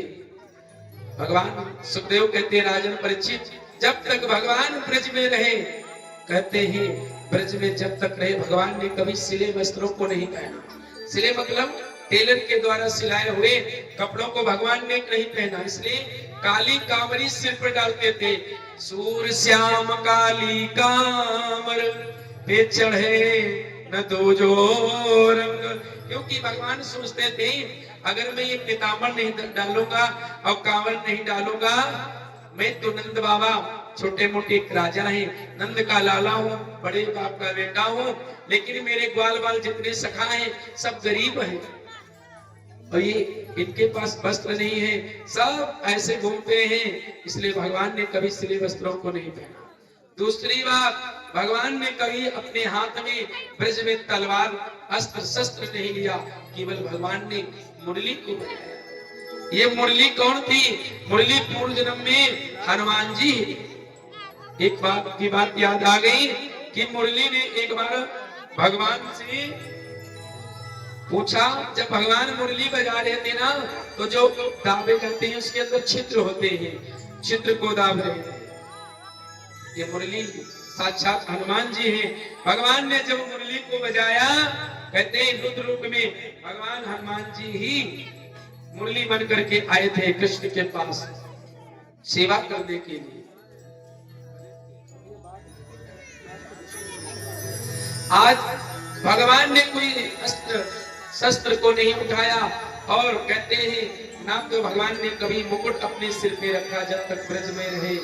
आज सब याद आता है, भगवान उद्धव को भेज दिए। उद्धव गए और भैया देखा क्या, जैसे उद्धव पहुंचे वहां जाकर के रथ पर सवार होकर के उद्धव ब्रज में पहुंचे, देखा का सब ग्वाल वाल जब से भगवान गए हैं, एक एक ग्वाला रास्ते में बैठ जाता है।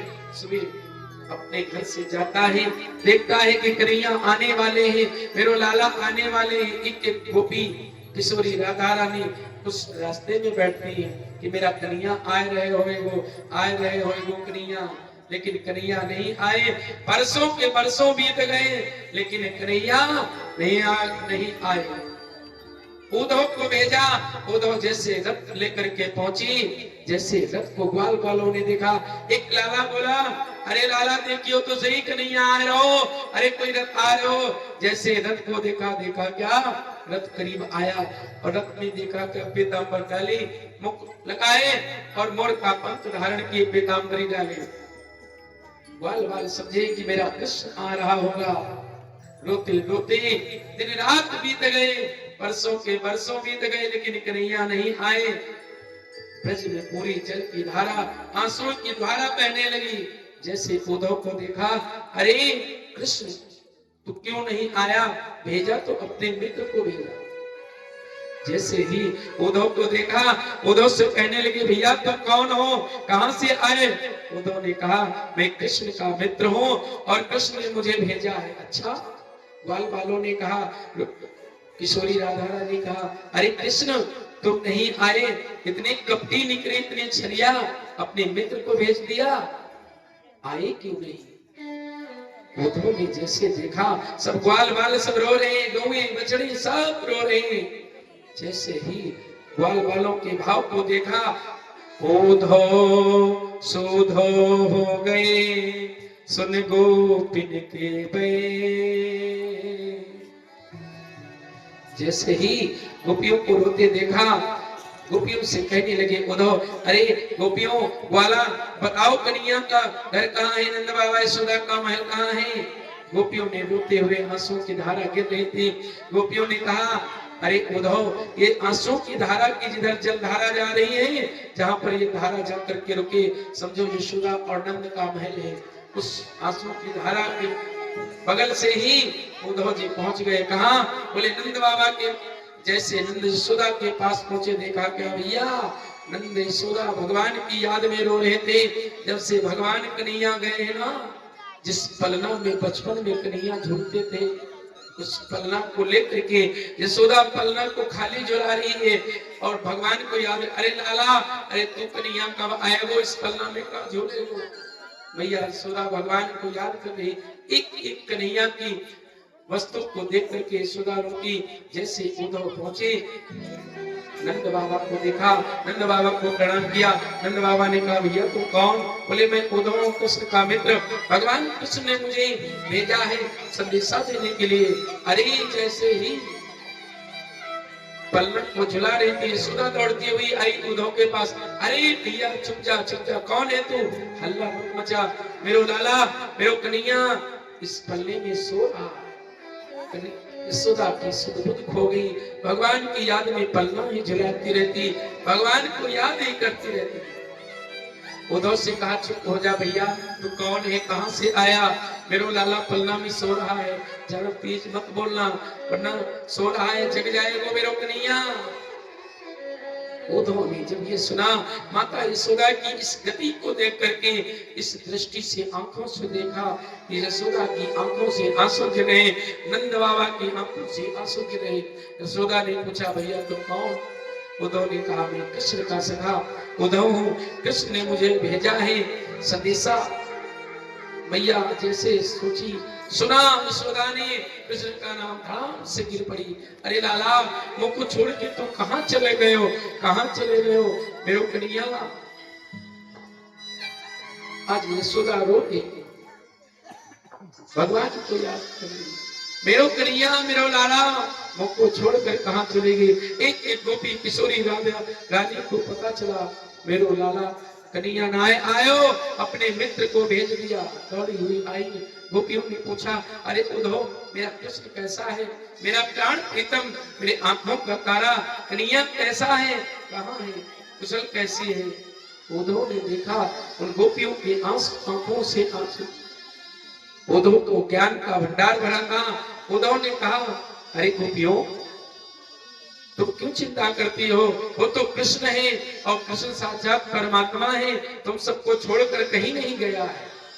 अरे तुम भगवान के मन से अपना मन जोड़िए, भगवान से लगन लगाइए, प्रीति लगाइए और भगवान की जोर से अपने मन को जोड़ दीजिए, भगवान अपने आप पीछे चले आएंगे। गोपियों ने उद्धव की बात सुनी। एक गोपी बोली, हे उद्धव, कि एक मन था मेरे पास, वो भी तो कृष्ण लेकर चला गया, मेरे पास तो कोई मन नहीं। उद्धव मन ना रहे दस भी, उद्धव मन ना रहे दस भी।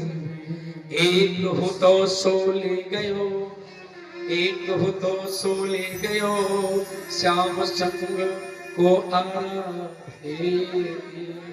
उद्धव मन ना भयो। जैसे इतना कहा तो उद्धव कहने लगे, गोपियों, भगवान कृष्ण ने कहा था कि गोपियों से कह देना, उद्धव मोहे ब्रज विसरत नाई, उद्धव मोहे ब्रज विसरत नाई। अरे गोपियों, कृष्ण ने हमसे संदेशा भेजा है, मैं कृष्ण का सखा हूँ। कृष्ण ने कहा था कि मुझे ब्रज की बड़ी याद आ रही है, इसलिए मैं संदेशा लेकर के आया हूँ। हंस सुता को सुंदर कगरी और कुंजन की छाई, ग्वाल बाल मिल करत कुतूहल, नाचत गई गई बाही। उद्धव मोहे ब्रज विसरत नाई, सूरदास प्रभु रहे मौन हम, या गए गए पछताई। उद्धव मन न भय दस। गोपियों ने कहा, एक मन था वो कृष्ण के पास चला गया, मैं किस मन से भगवान को याद करूं, किस मन से उस परमात्मा को याद करूं। इन बात को गोपियों के मन को सुन करके उद्धव जी की आंख से आंसू आ गए। गोपियों का प्रेम देखा, यशोदा की आंखों से आंसू, गौए मोर सब रो रहे हैं। ब्रजवासी एक एक वाला कन्हैया की याद में रो रहा। गोपी कहने लगी, अरे ये तो प्रेम की बात है उद्धव, बंदगी तेरे बस की नहीं है। ये तो प्रेम की बात उद्धव, बंदगी तेरे बस की नहीं है। ये तो प्रेम की बात उद्धव।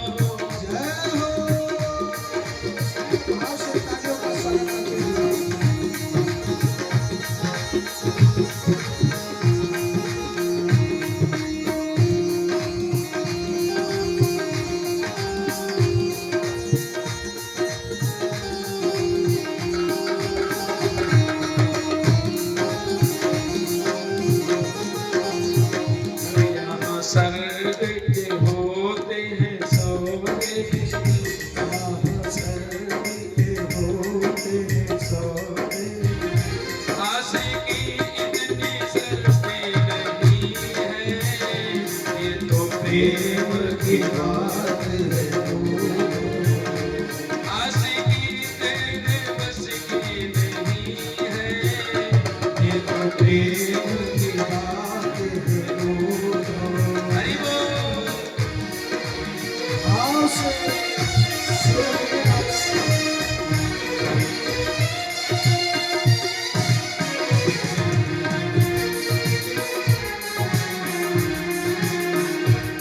ये तो प्रेम की बात है उद्धव, बंदगी तेरे बस की नहीं है, तेरे बस की नहीं है।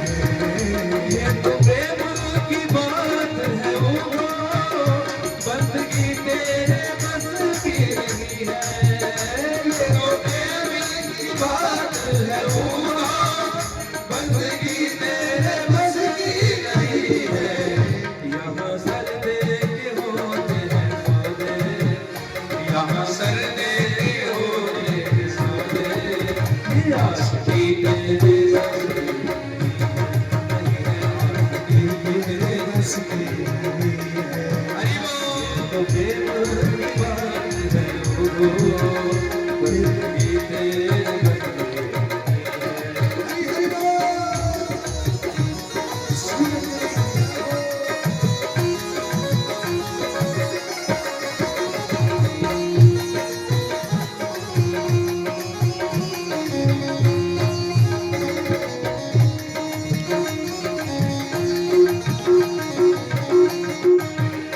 प्रेम वालों ने कब वक्त पूछा, प्रेम वालों ने कब वक्त पूछा। ओ प्रेम वालों,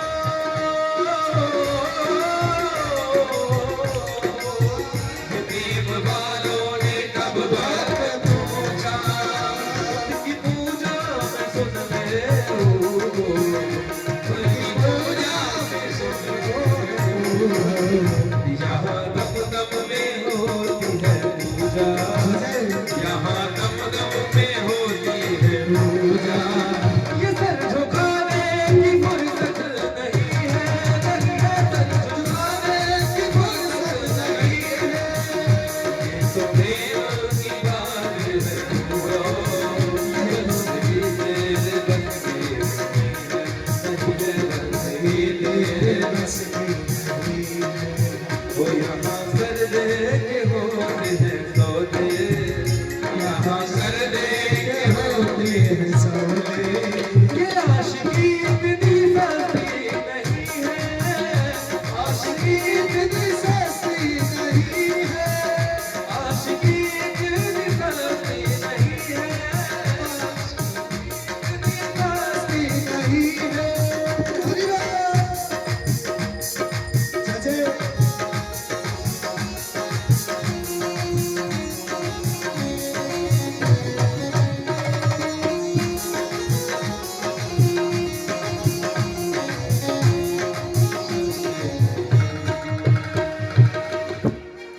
इस प्रकार उद्धव को आए थे ज्ञान देने उद्धव, और गोपियों की इस व्याग को देख करके, गोपियों के प्रेम को देख करके उद्धव चकरा गए। उद्धव सोधव हो गए सुन गोपिन के परे।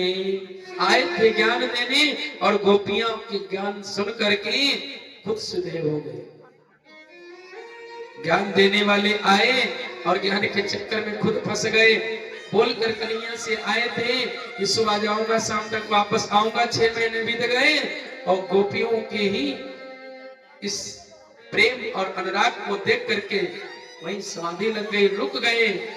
इतना प्रेम में बल हो गए और उद्धव 6 महीने तक वहीं बिताए। भैया कहते उद्धव देख करके उद्धव की आंखों से आंसू आ गए। कितनी गोपियों की इस करुणता को और श्यामलता कोमलता को, कन्हैया के प्रति प्रेम देख करके उद्धव की आंखों से आंसू गिरने लगे। धन्य है यशोदा मैया, धन्य है नंद बाबा, भगवान कृष्ण का प्रेम। कहते भैया, एक गोपी कहने लगे उद्धव, जो मैं ऐसा जानती कि प्रीति करे दुख होए, और नगर ठिठोरा पीटती कि प्रीत न करियो कोई। अरे कन्हैया, जो मैं जानती कि आपसे मैं प्रेम कर रही हूँ, वो प्रेम का ये धागा डोर जोड़ रही, और प्रेम करने से मुझे दुख होगा तो मैं हम सब मिल करके प्रीत न करती। नगर ठिठोरा पीटती कि प्रीत न करियो कोई। आपने प्रेम के बंधन में बांधा और अपने से जोड़ करके हमको छोड़कर चले गए। उद्धव ने बात को सुना, चकरा गए। 6 महीने बाद रथ को लिया और उद्धव आए। इधर भैया जब उद्धव आए थे ना, तब एक भौरा भी भन भन भन करके गोपियों के पास आया, जहां पर एक साथ हजारों गोपियां बैठी थी। जैसे एक गोपी ने उस भौरा को देखा कि काला काला भौरा आया, भनभना रहा था, एक गोपी ने कहा, ऐ सखी देख ये कृष्ण कलुआ कपटी का मित्र है, ये भी काला कृष्ण भी काला, वो भी छलिया ये भी छलिया। अरे इन गोपियों ने क्या बिगाड़ा था? मेरी तो बात छोड़ो, क्या बिगाड़ा था उस कन्याओं ने? अरे राजा बलि ने तुम्हारा क्या बिगाड़ा था? तुम उसको भी छल लिए। अरे गोपियों को क्यों छले? हम लोगों ने क्या बिगाड़ा था? भौरा बनबना रहा था, काला काला। एक सखी ने कहा, मधुप की तव बंधो प्रसांग्रिम सपत्न्या कुछ विललित माला कुंकुमं सुधरेण बहुत मधुपतिस्तनवानि नानां प्रसाद यदु सदसि विरम्य यस्य दोस्तवमीद्रक। अरे भौरा क्यों बरबरा रहा है? जा अपने छलिया मित्र से कह जा करके तेरी गोपी तेरी किशोरी तुझे याद कर रही। अरे कपटी, जन्म जन्मांतर का तेरा मित्र कपटी, तू कपटी जा, भाग जा। भौरा ने इतनी बात सुनी, अरे तो कृष्ण को, मेरे प्रभु इष्ट कृष्ण को, गोविंद को कपटी कह रही। भौरा दौड़ता हुआ गया, भगवान को मथुरा में जाकर के बताया। गोपी कहती है, हम सब जानती हैं कि मोरध्वज के पुत्र को तुमने परीक्षा लेने जब आप गए तो मोरध्वज के पुत्र के ऊपर आला चढ़ाया, क्या बिगाड़ा था मोरध्वज ने? अरे कृष्ण, हरिश्चंद्र की तुमने परीक्षा ली, उसको डोम घर पानी भरवा दिया, उसकी पत्नी इसको सेब बिचवा दिया, क्या बिगाड़ा था? ऐसे हम गोपियों ने क्या बिगाड़ा? हमको छोड़कर क्यों चले गए? सुखदेव कहते, राजा परीक्षित, एक एक गोपियां एक एक बात से भगवान को उल्हाना दे रही कि राजा शिवी ने क्या बिगाड़ा था, जो उसने अपना मांस काट काट करके तराजू पे तौल करके और जो है उस कार्य को सिद्ध किया, अपने वचन को पूर्ण किया। शिवी नदीच हरिश्चंद्र नरेशा सहयो धर्म हित कोटि कलेशा। अरे धर्म के ही ने तो अपने शरीर से कष्टों को झेला, कलह को झेला, संकटों को झेला। हम गोपियों ने क्या बिगाड़ा था? क्यों प्रेम किया? अगर प्रेम करके छोड़ के ही जाना था। भौरा गया, कृष्ण को बताया। कृष्ण को सुन करके, उस बात भौरे की सुन करके कृष्ण की आंखों से आंसू गिरने लगे।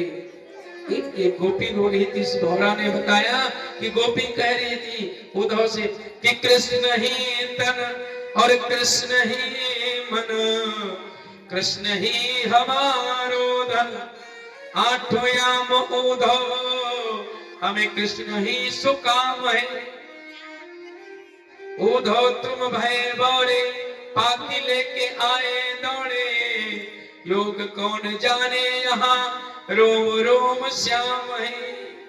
अरे हम गोपियों के एक एक रोम में कृष्ण की श्यामलता कोमलता समाई है। भैया उद्धव गए, भगवान को बताया जाकर के। भगवान ने क्या किया? उद्धव की बात सुन करके और उद्धव से कहा, नेत्रों को बंद करो। जैसे कन्हैया ने कहा आंखों को बंद कियो, जैसे कन्हैया ने उद्धव से कहा, उद्धव ने आंख बंद किया। भगवान ले जाकर के उन गोपियों के पास, ग्वाल बालों यशोदा के पास पहुंच गए। भैया जैसे पहुंचे, सुखदेव कहते, राजा परीक्षित, इस छवि को देख करके सब देवता लोग ऊपर से हंसा करने लगे। इधर क्या होता है? भगवान अपने ग्वाल बालों के साथ वासियों के पास में आ गए। यशोदा मैया ने कन्हैया को देखा, कन्हैया को जैसे देखा, दौड़ करके अपने अंक भर लिया, रोने लगी। अरे लाला, तू तो चलो गए हो, परसों के कहकर चलो गए हो, बरसों बीत गए तब जाके आयो है। कन्हैया रोने लगा, आंखों से आंसू गिरने लगे। मैया क्षमा करना। भगवान सुखदेव कहते, राजन परीक्षित, भगवान वृंदावन में ग्वाल बालों के पास पहुंच गए। इधर क्या होता है? जो कंस का ससुर है जरासंध, कंस को जब भगवान ने मार दिया मथुरा में, कंस की पत्नी अस्ति प्राप्ति अपने पिता जरासंध से कहा मेरे पति कंस को कृष्ण ने मारा है, बदला लो। जरासंध ने क्या किया भैया, जरासंध अपनी सेना को तैयार किया। देखिए जब महाभारत का युद्ध हुआ था उसमें 18 अक्षौणी सेना आई थी। जितने भी सैनिक थे, जितने भी दूत थे, सब मिला करके 18 अक्षौणी सेना थी। लेकिन ये जरासंध कंस का ससुर 30 अक्षौणी सेना, यानी महाभारत से ज्यादा लेकर के सेना और चल दिया। बोले कहा, बोले भगवान पर चढ़ाई करने के लिए, जैसे युद्ध करने के लिए मथुरा पर जरासंध कंस का ससुर चढ़ाई कर देता है अपने दामाद का बदला लेने के लिए। कहता है जरासंध जब भगवान कृष्ण और बलराम को युद्ध में ललकारा, भगवान युद्ध भूमि में आए और जैसे सेना को लेकर के आए 17 बार भगवान पर उसने आक्रमण किया, लेकिन 17 बार भगवान कृष्ण ने जरासंध को हरा दिया। 17 बार हरा दिया। इसने कालेवन नाम के एक राक्षस को भेजा, उसको भी जब राक्षस आया तो भगवान ने, मुझकुंद सो रहा था, मुझकुंद को आज्ञा दी कि जाओ इसका तुम उद्धार करो। कालेवन नाम के राक्षस को मुझकुंद के द्वारा भगवान ने उसका भी उद्धार करा दिया। इधर 18वीं बार फिर ललकार दिया, युद्ध की चुनौती भिजवा दिया, चुनौती दे दिया कि कृष्ण और बलराम फिर युद्ध भूमि में हमसे युद्ध करेंगे। अब कृष्ण बलराम 18वीं बार युद्ध करने आए। जैसे ही जरासंध आया, जरासंध ने इस बार क्या किया, देखिए 17 बार तो कृष्ण से हार गया जरासंध। 18वीं बार भी इसने सोचा कि भगवान के भक्त हैं ये सब साधु संत विप्र ब्राह्मण लोग, इसलिए जरासंध ने 10,000 ब्राह्मणों को एक साथ बैठा लिया और कहा एक एक ब्राह्मण जब करेगा तब करेगा, अनुष्ठान करेगा कि इस बार मैं युद्ध जीत जाऊं कृष्ण से। अगर इस बार युद्ध नहीं जीता तो एक एक ब्राह्मण का सर काट दूंगा, और यदि इस बार मैं कृष्ण से युद्ध जीत गया ना तो इतना सोना, इतना खजाना आप लोगों को दूंगा कि जीवन भर कहीं जाना नहीं पड़ेगा। इतना दान दूंगा ब्राह्मणों को। 10,000 ब्राह्मणों को बुलवाया और एक मंदिर में बैठा दिया, संकल्प करके जैसे अनुष्ठान जरासंध ने कराया। भैया भगवान ने सोचा अगर इस बार मैं 18वीं बार इस जरासंध को पराजित कर दूंगा, अगर युद्ध में हरा दूंगा तो ब्राह्मणों को मार देगा, और ब्राह्मण मेरे दास हैं, मेरे भक्त हैं, इसलिए इनके प्राण की रक्षा करना मेरा धर्म है। भगवान ने क्या किया, इस बार आने दो जरासंध। भगवान कृष्ण ने बलराम को बताया भैया इस बार राजा जरासंध 10,000 ब्राह्मणों को बैठाला है पूजा में। भगवान कृष्ण ने बलराम से बात किया, भैया एक काम करो। बोले क्या? बोले इस बार इस युद्ध भूमि को छोड़ करके भाग चलो। अगर नहीं छोड़कर भागेंगे ना, अगर इस बार भी हमने जरासंध को हरा दिया तो ब्राह्मणों को ये मार देगा जरासंध। कृष्ण ने बलराम से कहा कि भैया हमें चीर चोर तो लोग कहते ही हैं, माखन चोर तो कहते ही हैं, इस बार हम रण छोड़, इस रणभूमि को छोड़कर भागते हैं, रण छोड़ ही तो कहेंगे। कृष्ण बलराम की बात हुई, जैसे जरासंध युद्ध करने मैदान में आया, रणभूमि में कृष्ण बलराम रथ पर बैठ गए और रथ को लेकर के भागे। बोले रण छोड़ भगवान की। जैसे युद्ध भूमि रण से भगवान भाग पड़े, इनका नाम रण छोड़ पड़ गया। अब तो ये जरासंध पीछा कर लेता है, अपने रथ पर बैठा और दौड़ा लिया कृष्ण बलराम को। भगवान दौड़ते दौड़ते पहाड़ों पर चढ़ गए और पहाड़ों पे चढ़ करके भैया कहते हैं पर्वतों से चढ़ करके और समुद्र में उस जंगल से पार होते हुए समुद्र में जाकर के एक द्वारिकापुरी नाम की नगरी को बसा लिया। भगवान की माया थी, अपनी माया के द्वारा विश्वकर्मा को आदेश दिया कि जाओ एक द्वारिकापुरी नगरी बसाओ, समुद्र में द्वारिकापुरी बसाई। इधर जरासंध पीछा करते करते रथ को लेकर आया। जिस जंगल में भगवान कृष्ण बलराम घुसे थे उस जंगल में अग्नि लगा दी। पूरा जंगल जल गया। जरा समझा कि जंगल में जल करके कृष्ण बलराम दोनों सिधार गए। उसकी समझ में ये आया, लेकिन भगवान कृष्ण बलराम द्वारिका समुद्र में कूद गए। वहां द्वारिका वसाली विश्वकर्मा के द्वारा द्वारिकापुरी में रहने लगे। उसी द्वारिकापुरी में एक रेवत नाम के राजा थे। उस रेवत नाम के राजा की एक कन्या थी रेवती। रेवती के साथ भगवान कृष्ण के बड़े भाई बलराम का विवाह हो गया। अब जब भैया बलराम का विवाह हो गया तो कृष्ण के मन में आनंद होने लगा कि अब तो भैया का ब्याह है गयो, अब तो हमारो नंबर आए गयो।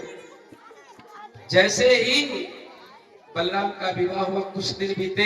एक दिन की बात हुई, सुखदेव कहते राजन परीक्षित, राजा सीन भीष्म को नाम विदर्भाधिपति महान, तस्य पच्चा भवन पुत्रा कन्या चा वरान। सुखदेव कहते राजन परीक्षित, एक भीष्मक नाम के राजा थे और उसकी कन्या एक भी नहीं थी, केवल 5 पुत्र थे। उसके 5 पुत्र थे। बड़े बेटे का नाम रुक्मी था, सबसे बड़ा भाई रुक्मी था। एक बार भीष्मक नाम के राजा सरोवर में गए, जंगल में निकल गए शिकार खेलने। देखा क्या, एक सरोवर में कमल का पुष्प खिला और कमल के पुष्प के ऊपर साक्षात लक्ष्मी स्वरूपा एक कन्या के रूप में रुक्मिणी मैया उस कमल के फूल के ऊपर जैसे शोभायमान हो रही थी। भीष्मक राजा ने देखा, अरे ये सरोवर में कमल खिला है, इतना बड़ा कमल खिला, इस कमल के ऊपर कोई कन्या रो रही है, शोभायमान हो गई। भीष्मक राजा ने अपना बाण निकाला तरकश से और जैसे ही चलाया, कमल सहित वो कन्या रुक्मिणी लक्ष्मी स्वरूपा भीष्मक के हाथ में आ गई। भीष्मक ने देखा एक सुंदर कन्या बालिका लक्ष्मी स्वरूपा, उसको लेकर के भीष्मक अपने घर आ गए। भीष्मक राजा की कोई कन्या नहीं थी, यही लक्ष्मी स्वरूपा कन्या आज भीष्मक राजा के वहां पालन होने लगा। धीरे धीरे उस राजा के वहां बड़ी होने लगी। तब तक नारद जी आ गए। नारायण नारायण श्रीमन नारायण नारायण नारायण श्रीमन नारायण नारायण नारायण लक्ष्मी नारायण नारायण नारायण लक्ष्मी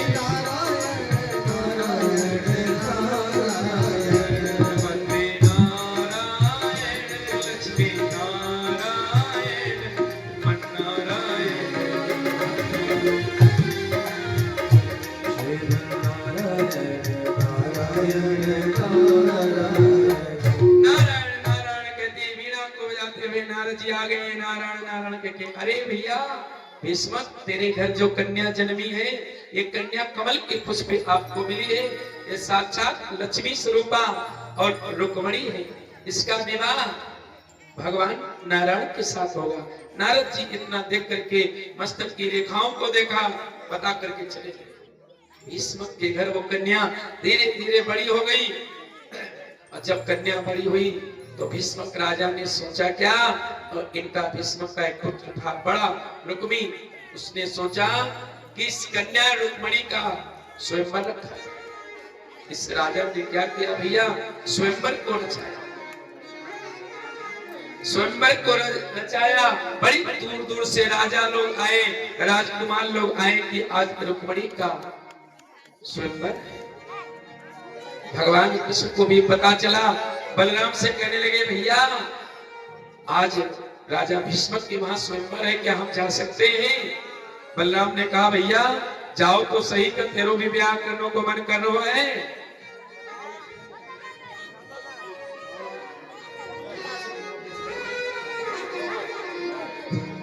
भैया जैसे ही भीष्मक राजा के वहां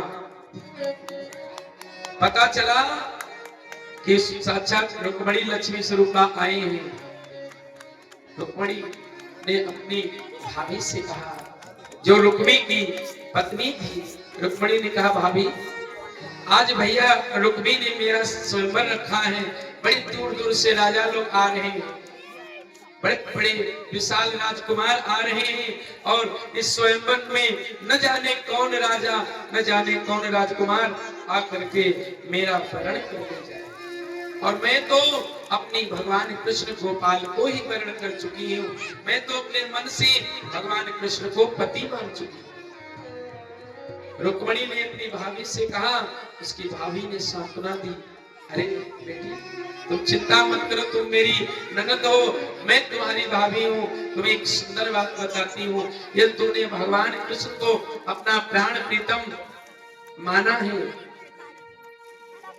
मन में ही संकल्प कर लिया है कि मैं पति रूप में कृष्ण को ही वरण करूंगी, तो एक पत्र को लिखो और उस पत्र में लिख करके भगवान द्वारिकाधीश को पत्र भेजो कि हे प्राण प्रीतम, मैंने अपने मन से आपको पति रूप में वरण कर लिया है, और मेरे घर मेरे पिता और मेरे भाई ने स्वयंवर रचा है। जब ये स्वयंवर रचा गया था ना, तो एक शिशुपाल नाम का व्यक्ति था, कृष्ण की बुआ का बेटा, रुक्मणी का भाई रुक्मणी की शादी शिशुपाल के साथ करना चाहता था, उसके बाद टीका भी भेज दिया था, लेकिन ये जो स्वयंवर रखा था केवल ढकोसला ऐसे ही फॉर्मेलिटी किया था।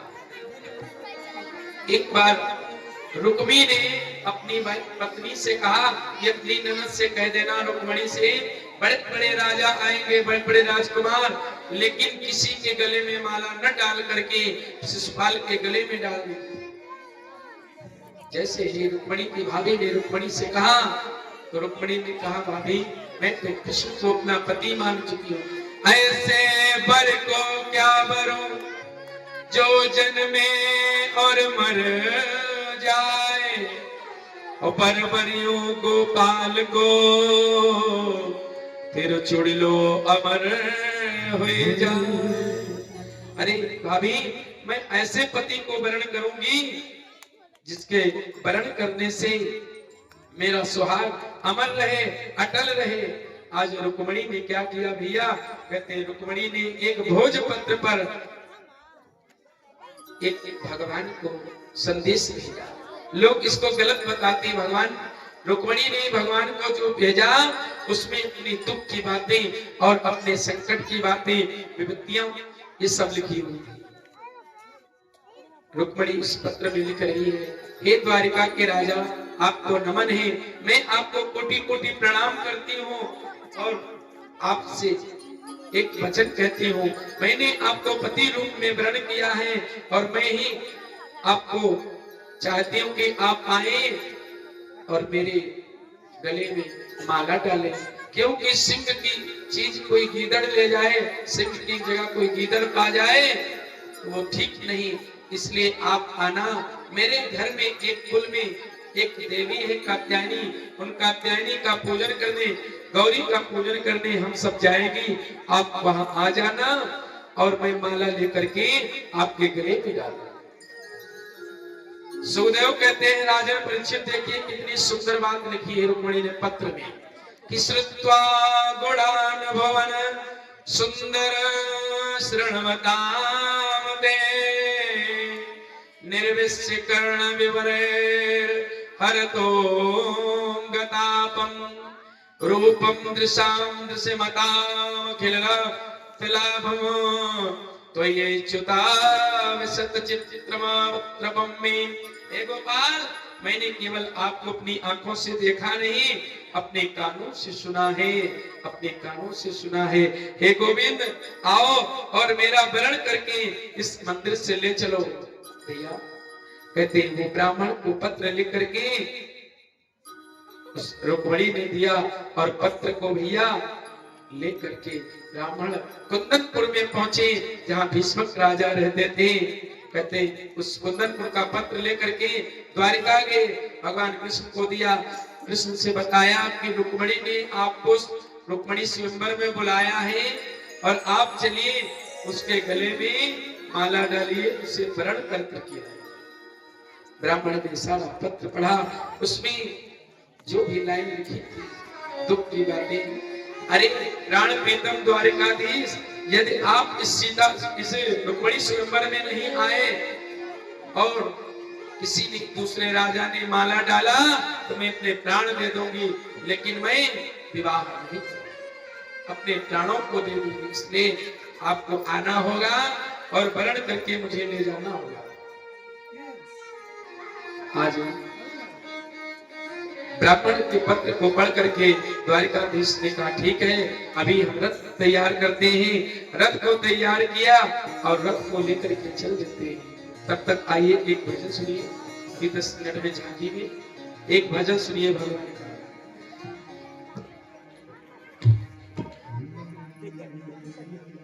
सूर्य अनेक फिरे कन मांगते, और वे पद सूर स्वादि कहा। पुण्य ताल मजीरा बजाती फिरे, पर मेरा मतवारी से जाता। भगवान को रुक्मिणी याद कर रही है। और तुम हमारे थे प्रभु जी, तुम हमारे हो, तुम हमारे ही रहोगे, ए मेरे प्रियतम। हमारे थे प्रभु, तुम हमारे हो, तुम हमारे रहोगे, ए मेरे प्रियतम। हमारे थे प्रभु जी, तुम हमारे हो, तुम हमारे रहोगे, हे मेरे प्रियतम। हरि बोल, मीठी मीठी ताली से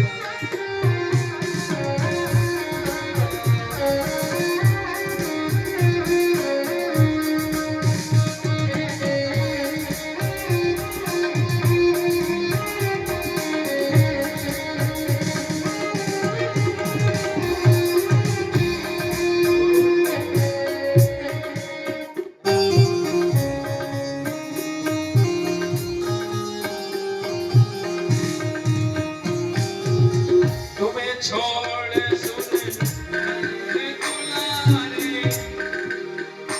कोई तुम्हें छोड़ कोई नहीं तुम्हें छोड़ सुन दुलारे,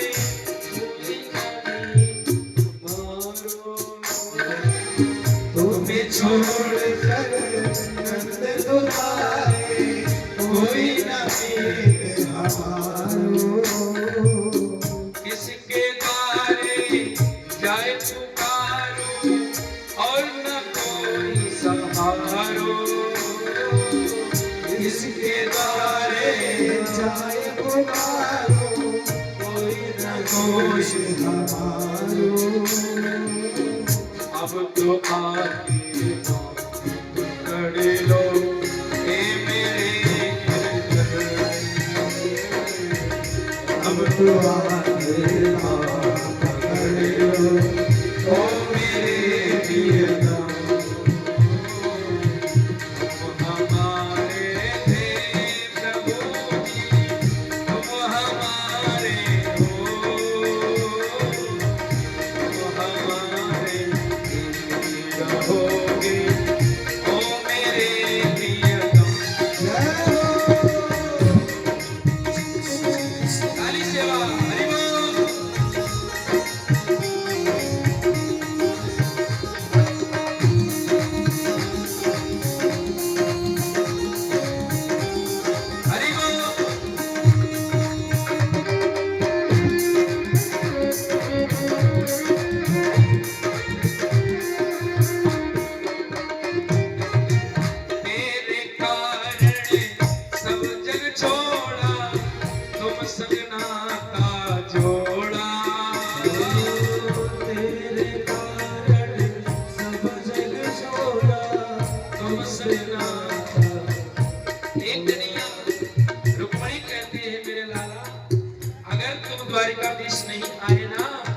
इस स्वयंवर में नहीं आए तो मैं माला किसी के नहीं डालूं, और अगर नहीं आए तो मैं अपने प्राणों को दे दूं, लेकिन मैं किसी दूसरे के साथ विवाह नहीं करूं। सारा संसार बड़ी कर दी, तेरे कारण सब जग छोड़ा, तुम संग नाता जोड़ा, तेरे कारण सब जग छोड़ा, तुमसे नाता जोड़ा।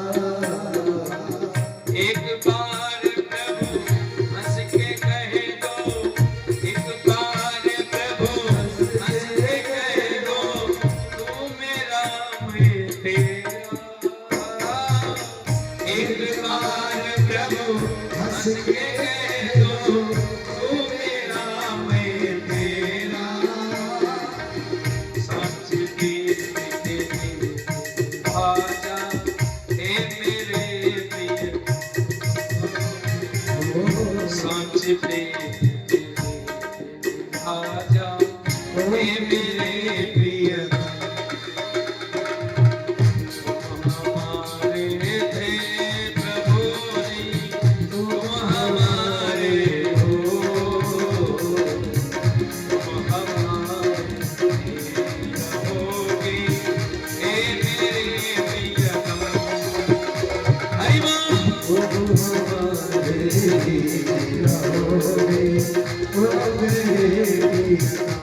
जय हो।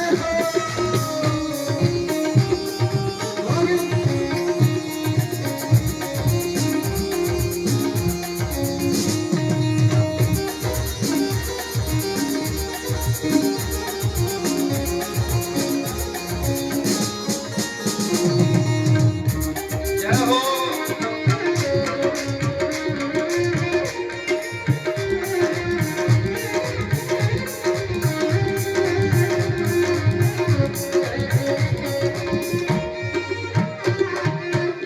दासी की विनती सुन लीजो, ओ ब्रजराज दुलारे। दासी की विनती सुन लीजो, हे ब्रजराज दुलारे।